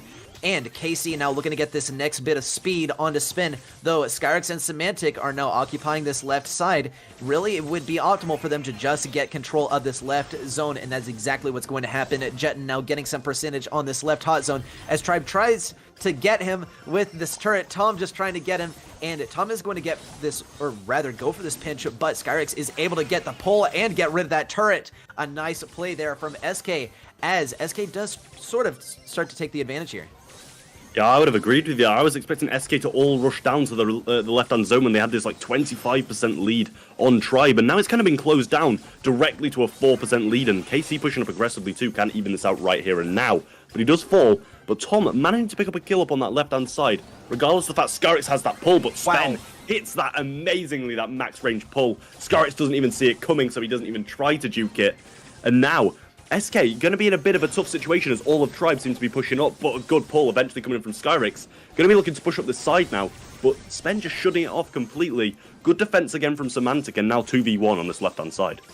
Yeah, it's going to be tough for Tribe to attack here, especially facing off against Jesse here, defending on the right side. Tribe just trying desperately to hang onto this left hot zone that SK is attacking absolutely mercilessly. They've been reduced to low health, and the chipping damage is coming down, and it's going to be just holding Tribe down over here as SK finally manages to take some percentage here on the left hot zone. And that turret is also going to be a massive thorn in the side. We do see Casey taken down by Semantic, and it just looks like this one is going to be going, in fact, to SK, as they have kept control on this left hot zone for so long. It seems like there's no coming back for Tribe in this game. We are going to be headed into set number 2, and this set is going to be going to SK Gaming. SK all the way in hot zone. It was their preferred mode, and it did show in the long run. Obviously, Tribe putting up an absolutely phenomenal fight in both the last and the second games. But, you know, it ended up in SK's hands, and now Backyard Bowl. It's a possibility that might too, because we know SK are a very, very strong team regardless. So, you know, you really can't see who's going to be more dominant on any mode here, because, you know, they're both top teams in EU. They need to be conditioned to play any mode at any time. Yeah, something tells me that SK knew that Tribe would not pick Heist for the second set, so they decided to pick Hot Zone for the first game just so they could get their momentum, and then Brawl Ball would be the one that they, you know, handed over to Tribe, right? They knew that Tribe was going to pick it, and, you know, they knew that if they didn't pick Hot Zone for the first one, then it was going to be Heist for the second one, right? So they got to have Hot Zone first, right, to establish that momentum, and then they are going to have Brawl Ball for the second one. It seems to be going just how SK would want it. SK, of course, being a good team here on Brawl Ball. Tribe, they're strong on Brawl Ball, but on Hot Zone, you know, it seems that they are just a little bit, you know, just unbalanced, right? As far as it goes left versus right, it's tough for them to win that right hot zone, even on the 2v1, and on the left side, they do end up going on defense for a long time. Tribe, they got to come back in Brawl Ball and cement their victory in Heist if they want to be advancing to the grand finals. Yeah, I mean, you know, there's really no space for error now for Tribe, as they just fall in that hot zone at quite like a defeatist place, and, you know, Spen stopped playing. It's going to be really difficult for them to carry forward momentum into this one. You know, SK being a very, very notoriously good Brawl Ball team at the same time as well. And, you know, it's really difficult to say who's going to come out on top of this, especially, you know, when the Crows banned, which was Tom's heavily favoured brawl on this map, and it just allowed Tribe to come to so many victories on Backyard Ball throughout the day. It's going to be so difficult to say what they're going to be playing. You know, it could be quite comparable to what we saw in the terms of the previous game that we saw just prior to this one, in the Clash one. But I'm really not too sure on these comps. You know, you might be seeing something along the lines of like a Sprout or something like that to kind of prevent these pushes. But, you know, at the end of the day, it can come down to anything.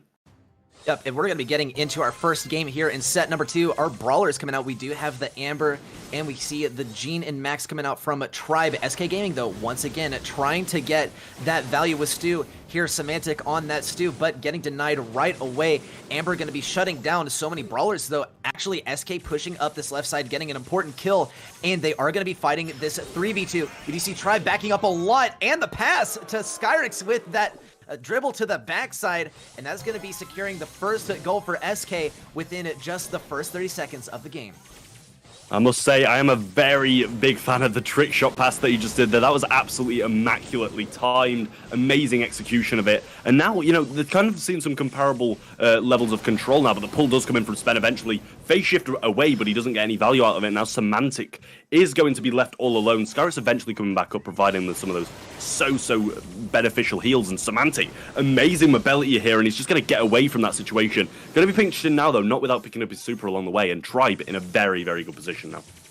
Yeah, Tribe really setting themselves up here. They have the magic puffs. They already have Casey with that speed, but it just doesn't seem to be enough. They're not going to be able to put this one in the goal. Very nice defense there from SK, and they are going to be setting themselves up once again for this offense, though Tom, it seems to be a large threat over here. He knew he was going to go down, so just made sure to deal as much damage as possible to slow down SK here. Looks like actually Tribe is going to be able to push back up to mid here. Great suppressing fire there from Casey and Spin, as Tribe is trying to push up here, but it just doesn't seem like they're able to really put up against the offense that SK is able to bring. Casey, though, flanking over here, and the nice pull there from Skyrix on a Tom, though similar plays. Spin able to get this pull onto Semantic, and now a 2v2 here at mid as things start to even out, though only 30 seconds remain in the match for Tribe to get their first goal of the game, and SK just needs to keep this defense with one goal already under their belts and that ball properly cornered so that they can defend it.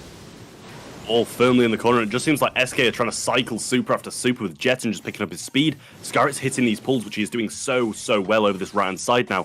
He's going to collect his pull again, and this is going to be so painful for Tribe to try and push into this, especially with this speed coming in now, and they're going for a very aggressive play. This might be what Tribe need to come back into this game, but the pass comes in, not going to get the ball, and that is going to be SK heading on to match point in this game. SK, they were not necessarily the ones who chose this set, but I mean, SK, they are phenomenal Brawl Ball players, and they were just able to count on Tribe picking Brawl Ball for set number 2. That's why they picked Hot Zone for set number 1, right? It seems to all be according to SK's plan so far, though. Tribe Gaming, right? They gotta bring this one back. They absolutely have to win this next game. Otherwise, it's going to be SK heading on to the grand finals for massive prizing. That's really what's at stake here, right? The other thing that's at stake here is the seeding for the playoffs, and this could be advantageous actually for SK Gaming. Though Tribe Gaming, right, if they don't get the proper seeding, they will end up going up against a really good team in the playoffs just in the first game that they have to play. So it's important for one of these, or well, actually for Tribe to win here, just as important as it is for SK to win here. They're just one game away from victory, and it seems to just all be going according to their plan. I mean, it's tough to say in terms of seeding, isn't it, really? Like, you know, all these three teams are so evenly matched. It's really going to depend who wins that fourth and final qualifier. Whoever just wins it goes directly to the playoffs. So that's all that's going to matter in terms of the seeding. So whether you're going to take a chance on that or take a chance against the likes of one of these three teams who are going to be confirmed. Absolutely. Yeah, I mean, SK Gaming, Tribe Gaming, both looking very good. Of course, only one of them can take away the prizing today, and only one of them can head over to the grand finals later on. So just cannot wait to see. I mean, we're going to be getting into our next game very soon. SK Gaming, they do have kind of a reputation for choosing their comps very fast, so it is undoubtedly a Tribe that has taken their time choosing this comp here. Of course, the stakes are highest for them. SK Gaming, they just need to win one more game in the set to secure things for themselves. We are going to be getting into game number 2, coincidentally, the match point here, favoring SK Gaming. Our brawlers coming out, we do see SK now bringing out the Amber here, which seemed to be working well for Tribe Gaming in our last game, though it didn't propel them to victory in our last game.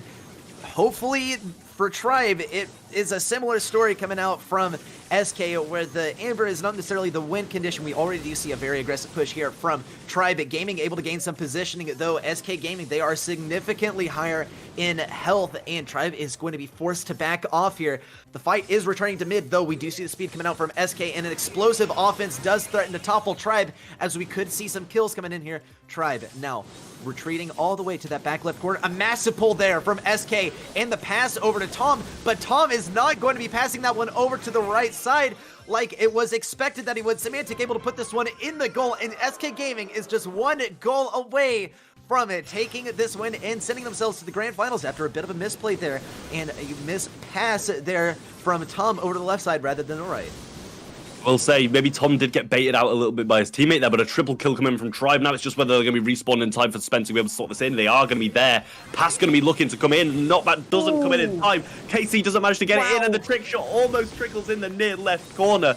But SK remain in control of the ball. Skyrett's coming out with his pull is going to be such a dominant force in getting this control back along the speed. Can he hit it? He does. Tom taken down instantly. Spen looking to try and get a trade with that. SK, Jetton uses his phase shifter too early, not able to dodge it. Spen being on fire now, taken down by Semantic, and all the control is in SK's favor with the ball firmly in the corner now. Yep, SK looks like they're going to be running the same strategy that they were last game. 40 seconds remaining in the match, and all they got to do is keep this ball in the corner, keep it safe and tucked away from Tribe. They're able to play defense for the remainder of the match. That max speed isn't going to be too helpful, but it is going to allow Skyrex to get a massive pull and shut down this offense from Tribe. Tribe, they only got one more push left in them, and SK is going to be pushing up as far as they can to keep these brawlers low. They're not going to allow Spin or Casey to get some easy supers here. Casey forced all the way back, and we do see the pull onto Skyrex, but is it going to be enough to get Tribe all the way to the enemy side? Tom getting set on fire here, and he's not going to be able to get through. Casey looking for this ball, but he's just getting pinched, and that is going to be SK going to the grand finals. And a really nice sweep there on Tribe. Congratulations to SK. Congratulations similarly to Tribe. They have cemented themselves in the playoffs so far, though the seeding advantage is going to be going to SK Gaming, and SK will be advancing to the grand finals to face off against none other than AC Milan Clash. We'll say absolutely incredible from Tribe and SK there. SK coming out on top, just a couple of misplays from Tribe throughout that match. And honestly, they played phenomenally anyway. Got to keep their heads up. Look towards these playoffs now as they do get a week off next week as we do this fourth and final qualifier.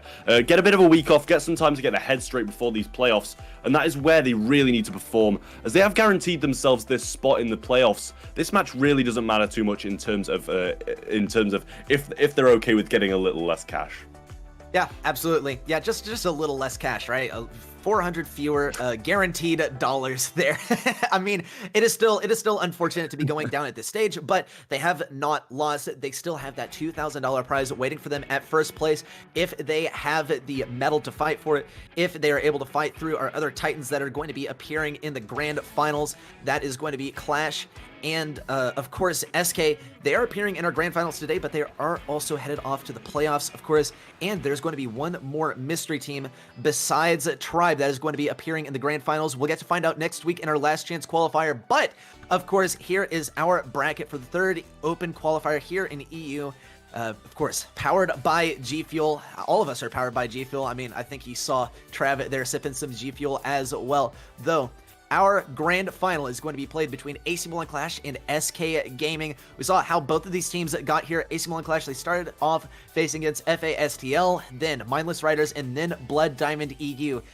SK Gaming, they faced off against Zero Zone and then went on to Galaxy Jupiter. Then, of course, we just watched Tribe Gaming EU get taken down, and that is how both of our teams have ended up here in the grand finals. And we're going to be actually thrown to a short break so that we can get a bit of a breather, of course, so that SK Gaming can get a bit of a breather after they face off against an absolutely fantastic opponent there, and they're going to be headed straight out of the frying pan and into the fire in our grand finals, where they'll face off against AC Milan Clash.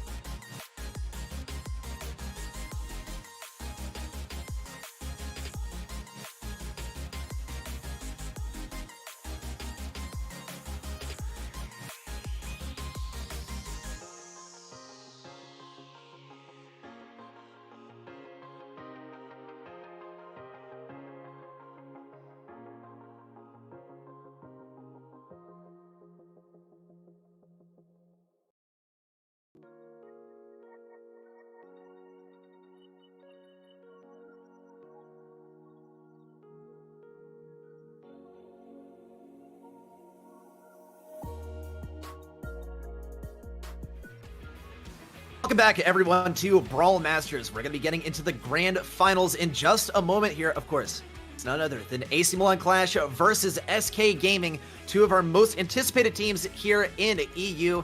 And I gotta say, this one's gonna be amazing. These are our top 2 ranked teams in Brawl Masters so far. They're already heading to the playoffs, but this one is more than just ranking at stake. It's more than just seeding. It is prizing $1,000 for our grand finalists today. And Trav, these are some amazing teams that are gonna be going head to head, and I think they're pretty well matched here. Yeah, definitely well matched. We've seen so many matchups between these two teams over the past few months, obviously being the 2 titans of EU. Love that word so much, and I'm sure you do too. You know, we use it a lot. So, you know, these 2 teams are the 2 teams who are battling out the most in the finals of monthly finals, you know, the actual production of Brawl Stars. And, you know, they just meet up so much due to the fact that they get to the grand finals a lot. And, you know, evenly matched amounts of outcomes for both teams. And there's not really a team that you're predicting here, but looking over to the mode bans, which are coming in now, we have got Siege and Hot Zone banned for the side of Clash, and Gem Grab is going to be banned by SK Gaming, followed by a pick of Snake Prairie.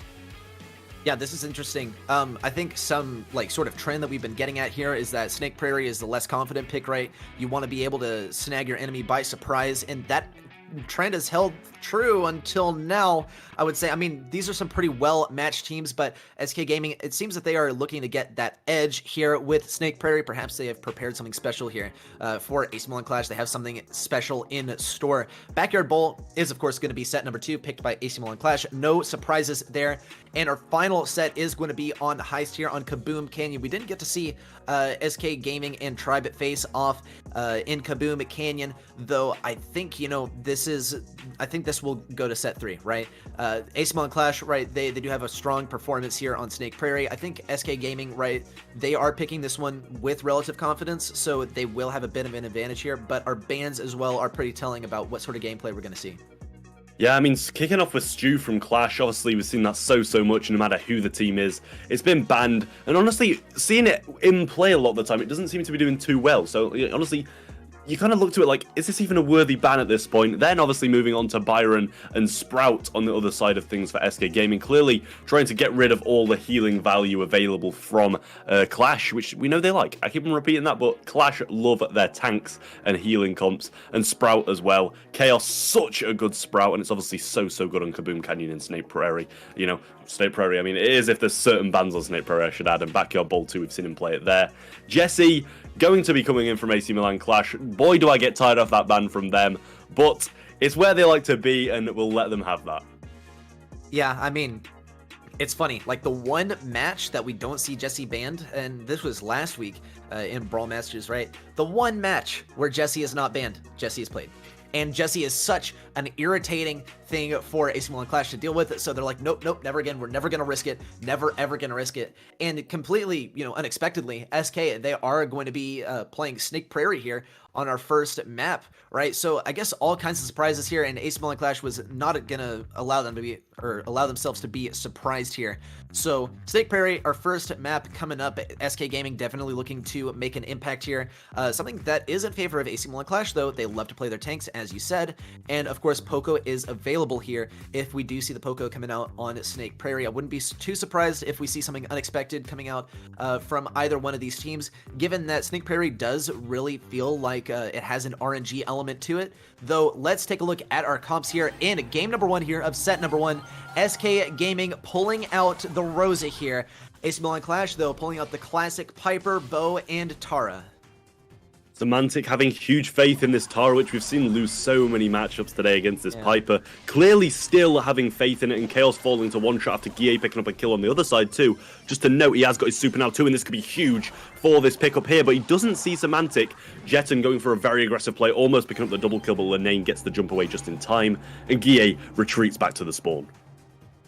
Yeah, the thing is, this is going to be a tough matchup here for SK Gaming, given that they have the Rosa, right? And Rosa does really profit off of that early game, where she's able to get those surprises. She's able to sneak in the bushes and hit her enemies by surprise. But look at what AC Milan Clash is doing. They're already breaking open these bushes right around their spawn, so they're able to more easily see Semantic or other brawlers that are going to be sneaking up on them, though they are all pushed in on the left side. Wow, unbelievable. Semantic not going to go down quite Jetton actually tanking for him, and SK Gaming will be taking the lead despite Jetton going down. It is going to be a 2-star lead for SK Gaming, and AC Milan Clash will now have to play on the offense against a very defensively capable brawler, aka Rosa, right? Not to mention Tara as well, equipped with that super whenever, and here comes Tara with that super out from SK Gaming. Jetton ready any moment now to spring that super on Lene.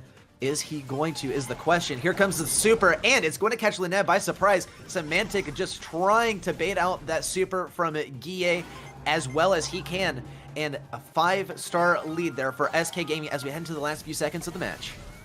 Semantic knows this pull's hugely tankable from as he does pop the super directly in Guille's face, but he does manage to get his super charged again, and this could be devastating for Semantic here. No one else can die, but Chaos picked up by Jetton with the pitch across and another one coming in too. SK secure this game, and that is going to be huge for them in terms of momentum.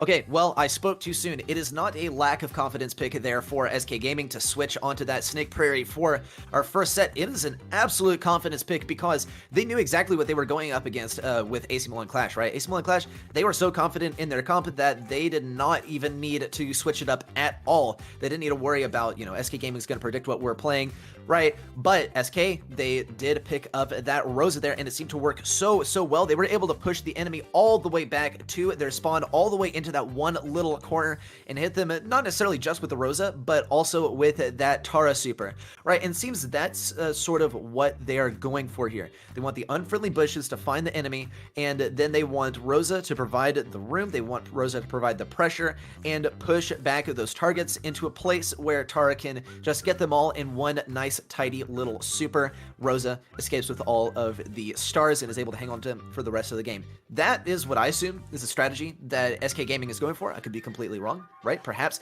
I mean, we haven't seen Rosa work so well in the past, so it could be just a fluke. AC Milan Clash, though, they gotta anticipate this going into our next game. Otherwise, they do run the risk of being taken down in set number 1.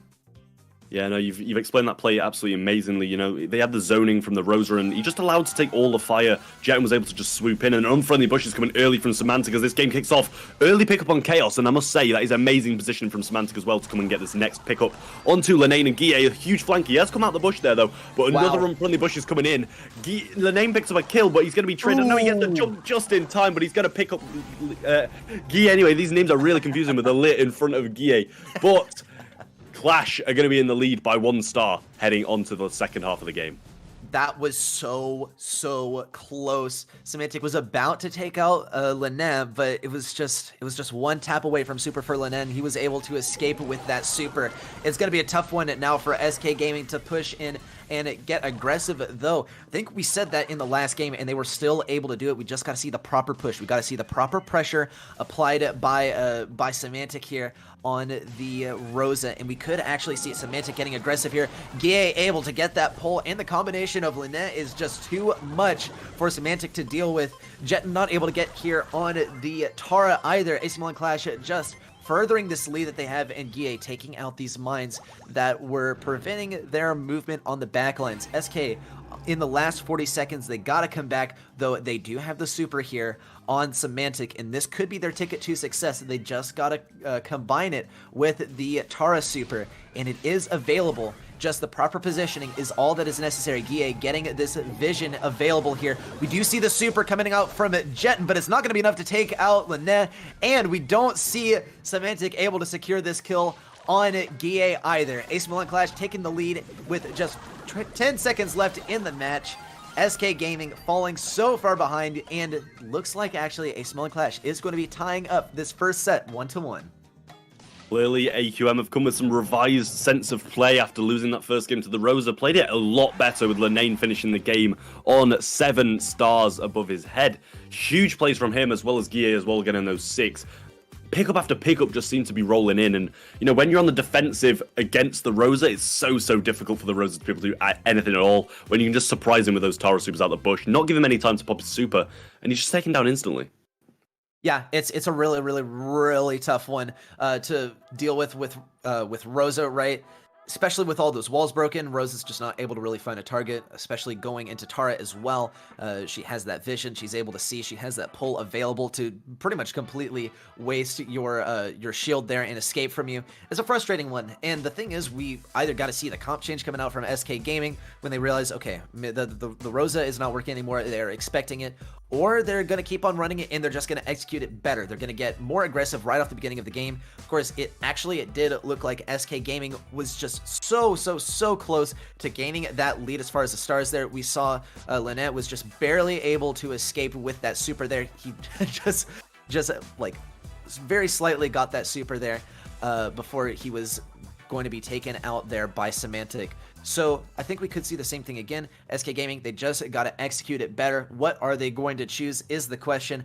SK Gaming, they are bringing out Tara, of course, Bo, but what is their third member? They are going to be bringing out the Piper this time to contend toe-to-toe here with Lynette. The question is Semantic going to be able to compete with Lynette, who's been bringing out some of the most insane Piper play that we've seen today?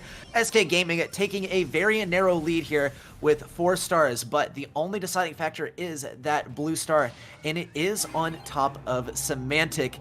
It's going to be at risk of being taken out by Lynette if Lynette is able to get this kill here. I believe the answer to your question is yes as well. Semantic is going to be able to contend with Linnae's Piper, and it's just so good to be able to connect those shots that he did. Mine's being thrown quite high now to just get this bow totem down on a lot of that front wall too. Gie able to bait out both of those mines now, and he does have this super in hand too. Could be quite devastating for SK unless they're able to pick it up quite early.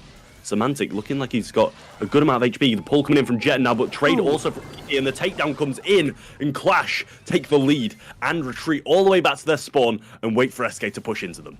A big mistake trying to get yourself set up in a Tara 1v1 versus Gie, just one of the best Taras in the business. We've been seeing him play Tara on pretty much any map where she's even remotely playable.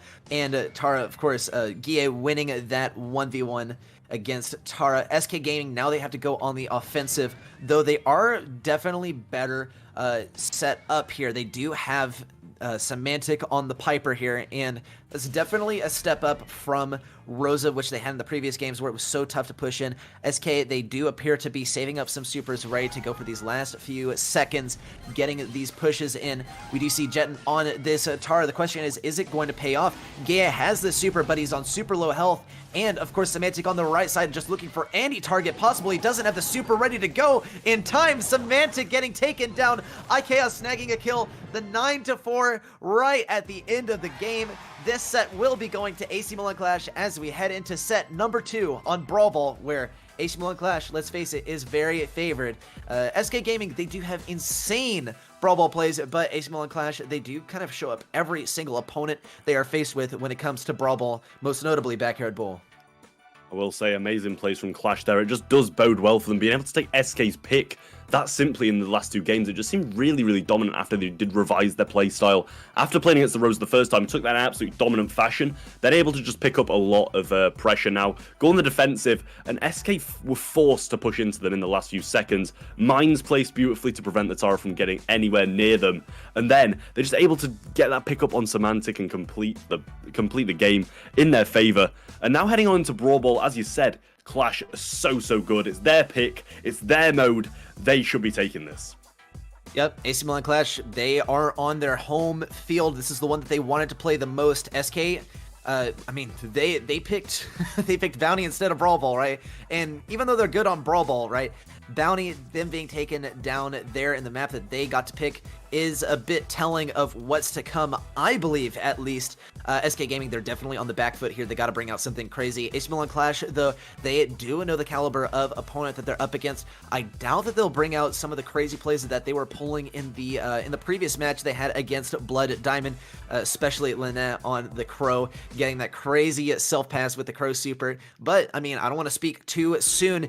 That could be just a sort of gimmick that they need to take down a team like SK Gaming, at such a powerhouse here in EU. Yeah, no, I agree. You know, the fact that Lynette has this scoring ability with every single brawler he plays, not just the Max, but the Crow too. And, you know, it just bodes really, really well for them. And you know, if you can have so much faith in a person like Lenane to be able to get those goals, you just have to focus on what you do best, winning those lanes and just overall domination over the opposing 2 lanes, which Lenane isn't on. Get him in those positions where he can score. And not only him, but literally anybody on Clash, they're all really, really notoriously aggressive players. And that's just what allows Lenane to thrive.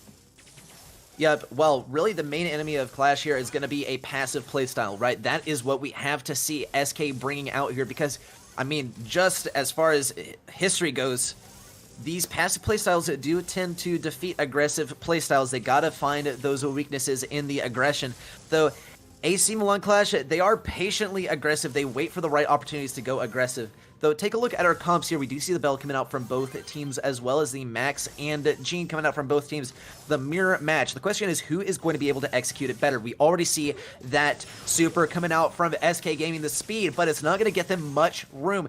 The speed coming out from AC Milan Clash as well, though it doesn't seem to be boding too well for them.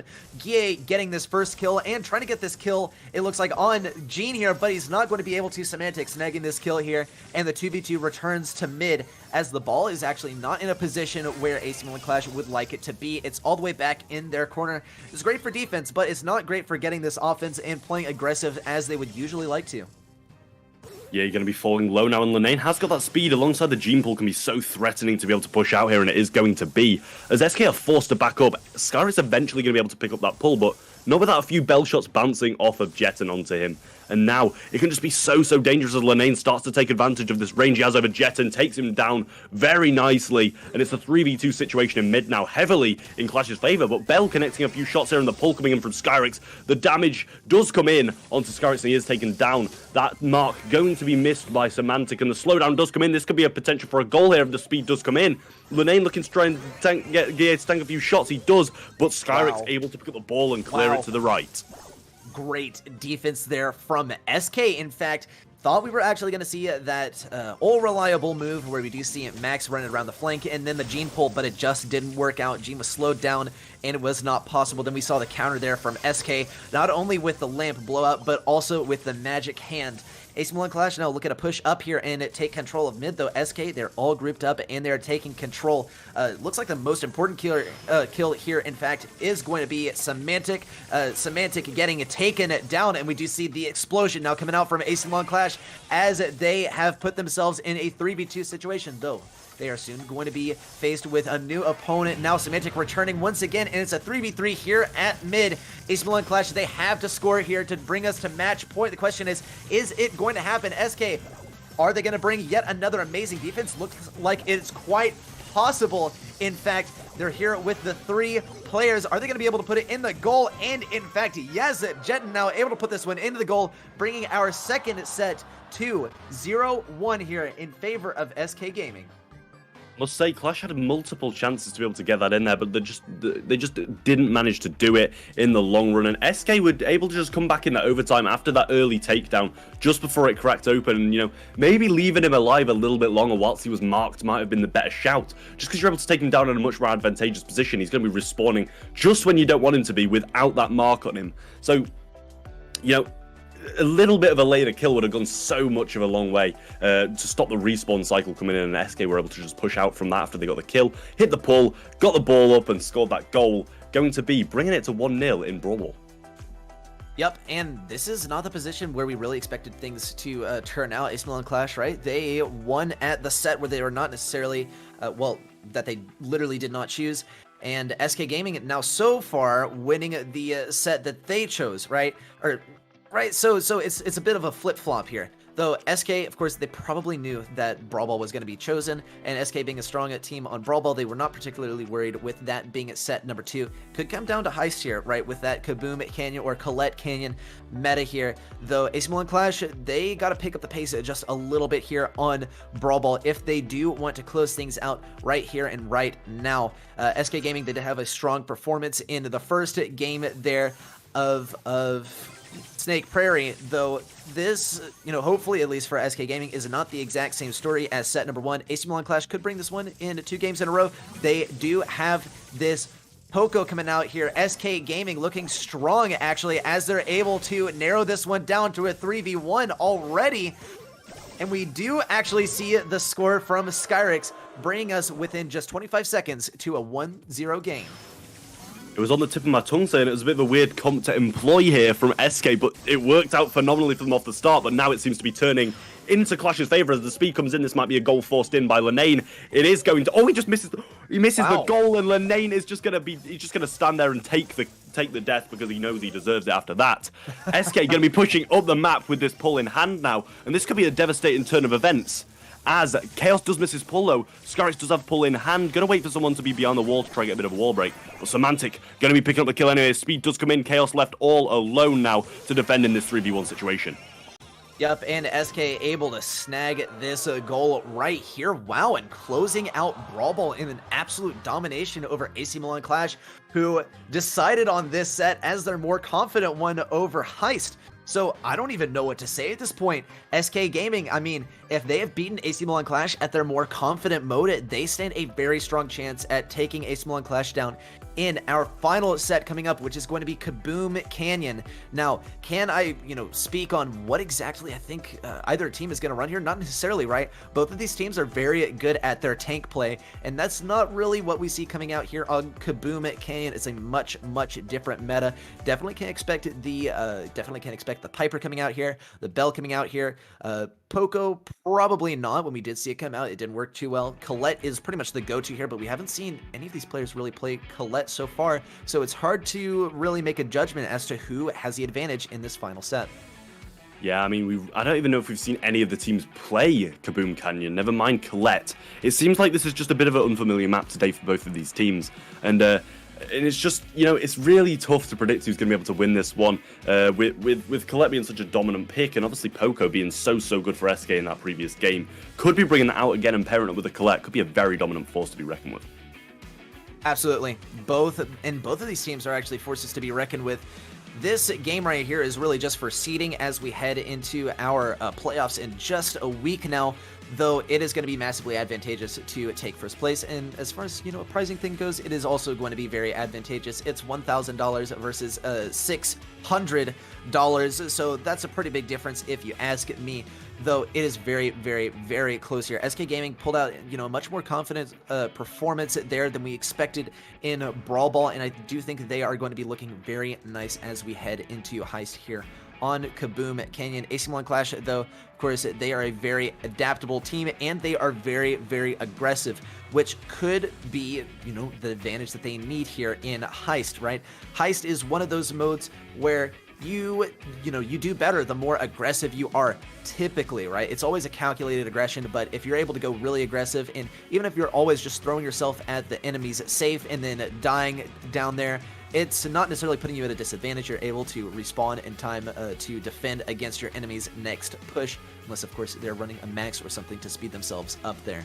Though, AC Milan Clash, I think they're going to have a nice performance here, though SK Gaming, right, they do have the advantage if Brawl Ball was AC Milan Clash's more confident mode over Kaboom Canyon. Yeah, well, I will say, and I did notice you just touched on it there, AC Milan won Clash's, AC Milan won SK's pick, and then SK have won Clash's pick, so it's difficult what to expect in this game now that nobody's picked it. What we think is going to happen, it's just really difficult to presume anything at all, and I think it's just going to go down to the absolute wire. I'd love to see a double match point, and honestly, I have no clue who's going to take it, but I think that the closer this game gets to the wire, the closer, the better it's going to be for us to commentate. Yep, it's going to be absolutely amazing. Of course, we're never necessarily rooting for one team. We're just rooting for the most entertaining match, right? And this one has gotten so intense. It is getting just very, very, very fired up. And surely our players are, of course, they are very fired up too. And they are just absolutely excited for these next matches. Probably a little bit nervous, right? Definitely have to keep your cool in this one. But of course, they're sitting there, right? They're all fired up for their matches, and they're having to sit still because, well, I mean, it's a game on your phone, right? It's not like an athletic game, so you somehow got to find a way to channel your energy purely just into your thumbs there, I suppose. Hopefully they're channeling some energy towards their brains as well, because I think really the advantage here is going to be who can out-comp the other, because we have seen some advantages as far as, okay, well, I'm going to play 8-bit, well, the enemy plays Colette, right? And that's a big counter to any sort of turret, just because she's able to take out the turret so quickly. And we're going to have to be smart about what sort of comps we're choosing headed into our next set up here. And the stakes are very, very, very high. It's the last best of 3 that is available and is going to determine the difference between getting $600 and $1,000, and potentially the difference between getting $1,000 and $2,000 in our grand finals next week, or in 2 weeks. Yeah, kicking off this first game now, we are going to be seeing the Crow, Colette, and Belle coming in from Clash. And on the other side of things, SK are going to be playing that Max, Amber, and Crow. Going for a bit of a slow down, speed up kind of comp on the side of SK. I do like that a lot, but without that, without the Colette, you're really lacking that long range advantage on the damage on the safe. And Chaos with some amazing mid-control early on, Gadget directly onto Jeton, but the speed going to be providing helpful now as he does manage to get the trade down before he goes down. Lenane being slowed. No more shots connected from Semantic though, but full mid-control in favor of SK. Yep, iChaos trying to get some damage over here. He has this super ready to go if he's able to push up all the way. Lenane getting a nice kill on Semantic, and this is going to be the window of opportunity that iChaos needs. First Colette super of the game coming in from AC Milan Clash, snagging 13% of damage on SK's safe. Though SK, they are not slowing down, already pushing up, though this could be a mistake. We do see, in fact, Semantic going into mid alone and getting shot down by all 3 enemies. Got some nice aggression there on Guille, but it just didn't pay off. SK taking even more damage from AC Milan Clash here, now at 72% on the save, and yet more damage coming in from Guille. iChaos looking for this positioning on the left, and we do see that damage amplifier, of course, on Skyrix, forcing him to take massive damage here as he tries to get control of mid. iChaos not able to secure that next super just quite, but SK still 45% in the hole here. AC Milan Clash pushing back up to mid once again. We do see that super coming out from Semantic, taking out Guille and some damage coming in on the safe, but of course that is not the main focus of SK here. They have to be able to get this defense, and Semantic is just not able to defend against Guille, who has just respawned. 49% remaining on SK safe, and AC Milan Clash is looking pretty good from where we stand. Yeah, I must say, so many coordinated supers coming in from Lenane and Chaos now, and, you know, you've got to be looking towards Lenane to be able to get that damage on the safe, and he is going to go for it now, as well as the slow probably going to be coming in. Doesn't have any left by the looks of things. Semantic taken out as he jumps in. Jeton one-shot too. Just Amber on the safe now, and I don't think that can do the damage required. Jeton gets taken out, and it's looking like this one's going to go in favor of Clash, as Semantic is all the way in the back right-hand side, and Clash are going to be secure in this first game of Heist.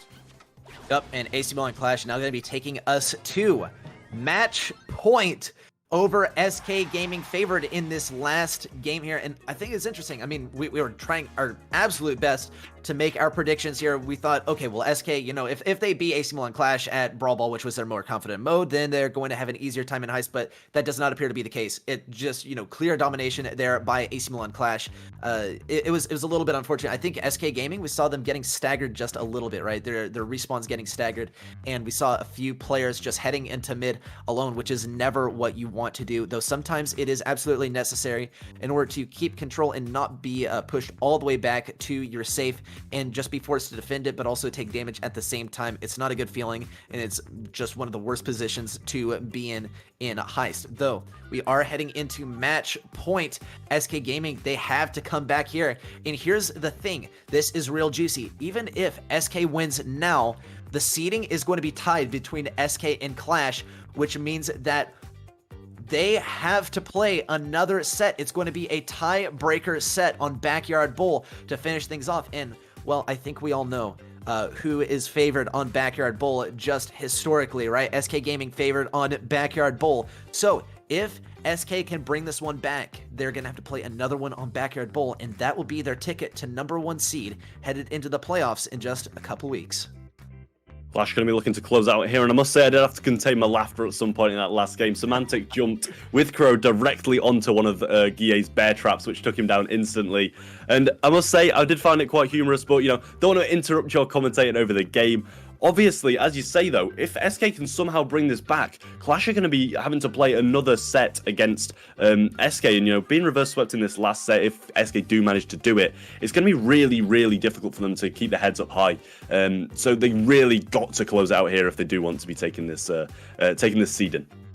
Yep, the only way for SK to come back here is if they win, well, I guess 2 games in a row followed by 1 set win. They are favored in that second set, but AC Milan Clash, right? They have this one so close. They just got to win this next game. All they have to do is do the same thing that they did in the last game, though I will say, SK Gaming, they did make a handful of, pretty glaring mistakes there. As you said, jumping right into that bear trap. I don't think that is one that's really easy to account for, but we did see, of course, unfortunately, some brawlers getting staggered and heading into mid all alone, and sometimes that is a move out of desperation, right? When you're in a high stress situation, then you do kind of tend to fall back on bad habits or just your muscle memory, which does tend to be what Brawl Stars is about most times, is having that muscle memory and having that experience that's able to guide you in situations where you're trying to divert your mind to, some more important tasks like thinking about your matchups or thinking about what your teammates are doing, right? Or that sort of thing. You're allowing your mechanics to be guided by your muscle memory. SK Gaming, they got to really dig deep, and they are pretty well known for doing that. They're able to keep their cool off of a loss and just kind of reset after every single game. SK Gaming now behind by 1 game. They got to bring it back here. AC Milan Clash, though, bringing the same exact comps that they did last time. If it ain't broke, don't fix it. Though SK Gaming fixing something here. They're not running Colette. They are running Piper, and they're running Belle and Crow this time. Yet again, weird to see from SK, but Clash sticking to their guns and keeping this comp the exact same it is must have a liking towards it. I do like it as well, to be fair. The Colette is just so prominent on this map, I feel. Lennane kind of just sitting in the mid now, peeking either side, just trying to get that one connection that he so desperately needs to get the slowing toxin off. And it just seems like Guille is just able to get so many taps on Skyrix over the side. He's just forcing himself into this mid now, but he does opt to back up as, Semantic's just there on the Piper, and it's got such a long range advantage over Lennane. And that's why it's just keeping the mid such stalemate.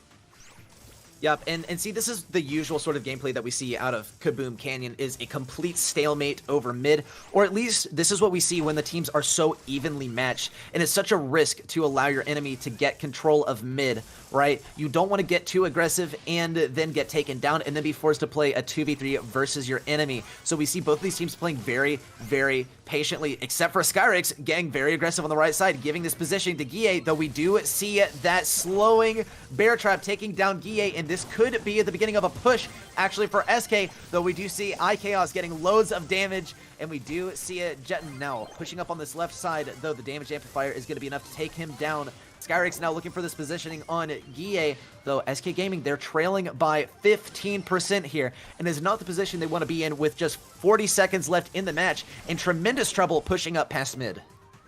Yeah, SK pick up 2 kills though, and Skyrix is alone on the safe, able to get 3 shots off onto it, almost equalizing the percentage now, and SK have full control of the mid. Jetton in a very good position to get some good shots into gear, but the damage is going to connect, and he does get marked. Skymantic low too, maybe being forced to jump back, and he does get hit by the Crow, which is going to bring him down. Jetton also being marked, it's going to be so difficult for him to win this side against Guille, as well as Chaos securing some more damage onto the safe. Jump comes in and Skyrix falls too. This is only Jetton and Symantec got to guarantee at least 16% more on it if they want to stay in this competition. I mean, here comes the super, 86% remaining on the safe, 13% is the number to match. Lennane going down. Do we see enough damage? No, that is going to be it. AC Milan Clash taking this grand finals over SK Gaming, cementing themselves in first place over SK, sending SK down to second place, and keeping, I believe, Tribe at third. So those are going to be your teams headed on to the playoffs. But for now, of course, the match at hand, SK Gaming in second place, AC Milan Clash taking that sweet, sweet $1,000 for first place here in the grand finals of the third open qualifier for Brawl Masters EU Spring 2021. Yeah, absolutely lovely game, I'll tell you that. Coming down to the last set, really glad to see it. But I must say, Clash's comps just seem to be more, textbook comps that we see, even with, the likes of Crow being played in the second game. And it's like, SK bringing some stuff out that they really aren't used to, or that I haven't at least seen them play before. It just kind of feels a bit, they're risking something that doesn't need to be risked, in the fact that they did just come off the back of a 2-0 in Brawl Ball. It doesn't really much make sense for them to take these risks, but at the end of the day, they came home with the loss, and Clash taking that win. Lovely points, guaranteeing them first place in the season of Brawl Masters. This is your Open Qualifier 3, powered by G-Full Bracket. As you can see, Clash coming out on top with an absolutely beautiful finish. Yep, great finish there for AC Milan Clash. Of course, they faced off against FASTL in the round of 16, then against Mindless Riders in the quarterfinals, then against Blood Diamond EU in the semifinals, and of course, well, you know how this one went. Faced off against SK Gaming in the grand finals and took away that trophy, cementing themselves as first place in Brawl Masters. Though Brawl Masters is not over yet. We do have a last chance qualifier, and we also have the playoffs. And look at the seeding for the playoffs. AC Milan Clash taking that first place spot for themselves with 40 points. Triad Gaming EU with 35 points, and SK in 34 points. Wow, look at that 1 point difference. I thought it was going to be SK in second place, but no, sir. Triad Gaming EU with 1 point advantage. SK Gaming, unfortunately, going to be dropped down to that third place, but still very nice for SK. All three of these teams are going to be headed to the playoffs. Blood Diamond EU, Mindless Riders, Big, Exo Free Agents, Reply Totem, all of those guys are only going to have their chance to go to the playoffs in our last chance qualifiers next week. But regardless, congratulations to AC Milan Clash. Such an amazing team. Could not have deserved more the #1 spot here in Brawl Masters. They've really put it all out there and shown us what they're made of, and we cannot wait to see them in the playoffs in just a couple weeks. Yeah, obviously a huge shout out to G Fuel as well, powering, I believe, both me and Reddy and the entire tournament. So, huge shout out to those guys over at G Fuel for being able to make this a possibility, as well as Reddy sat next to me. Thank you very much for joining me again today. Seems like we're getting used to each other now, getting these casts down. Obviously, really looking forward to the next 2 weeks coming on. And also, we just want to say, go and follow all of the social medias and stuff that you see coming in the bottom right-hand side of your screen. The Twitter, the Instagram, the Twitch, the Discord. Be sure to join that too to make sure you know everything about when the next qualifiers are and getting those sign-ups done. Absolutely, and Trav, it's always a pleasure casting with you, man, I gotta say. Right, but, I mean, just aside from that, guys, make sure that you come back tomorrow for the NA qualifiers. It's the last round of qualifiers for NA. It's those open qualifiers. You're going to see some familiar faces, and you're going to see some of the best teams in NA competing for those top 3 spots here. I think one of the most interesting ones is we've seen some good performance from both, I believe, Aqua and Team Unknowns. So those are some that you're going to want to keep your eye on. Of course, we do have the top 3 teams in NA, pretty much indisputably IX, Tribe, and STMN. Keep your eye out for those. Make sure that you come back. It's going to be tomorrow at 5 p.m. Central Time. Make sure that you stay updated, and as Trav said, follow those social medias to get all the juicy details, and make sure that you stay updated. I believe we're also going to be posting some of the most insane plays from today and tomorrow on social media, and you're not going to want to miss those, so make sure you go follow on Twitter at BrawlMSTRS and join the BrawlMSTRS Discord for more info on the next BrawlMSTRS competitions coming up. Yeah, I believe that is it. Thank you very much all for watching, and be sure to do exactly what Reddy said. Come back tomorrow, come back next week. Always come back to Brawl Masters. It's such a wonderful production. Thank you very much for watching, and see you later.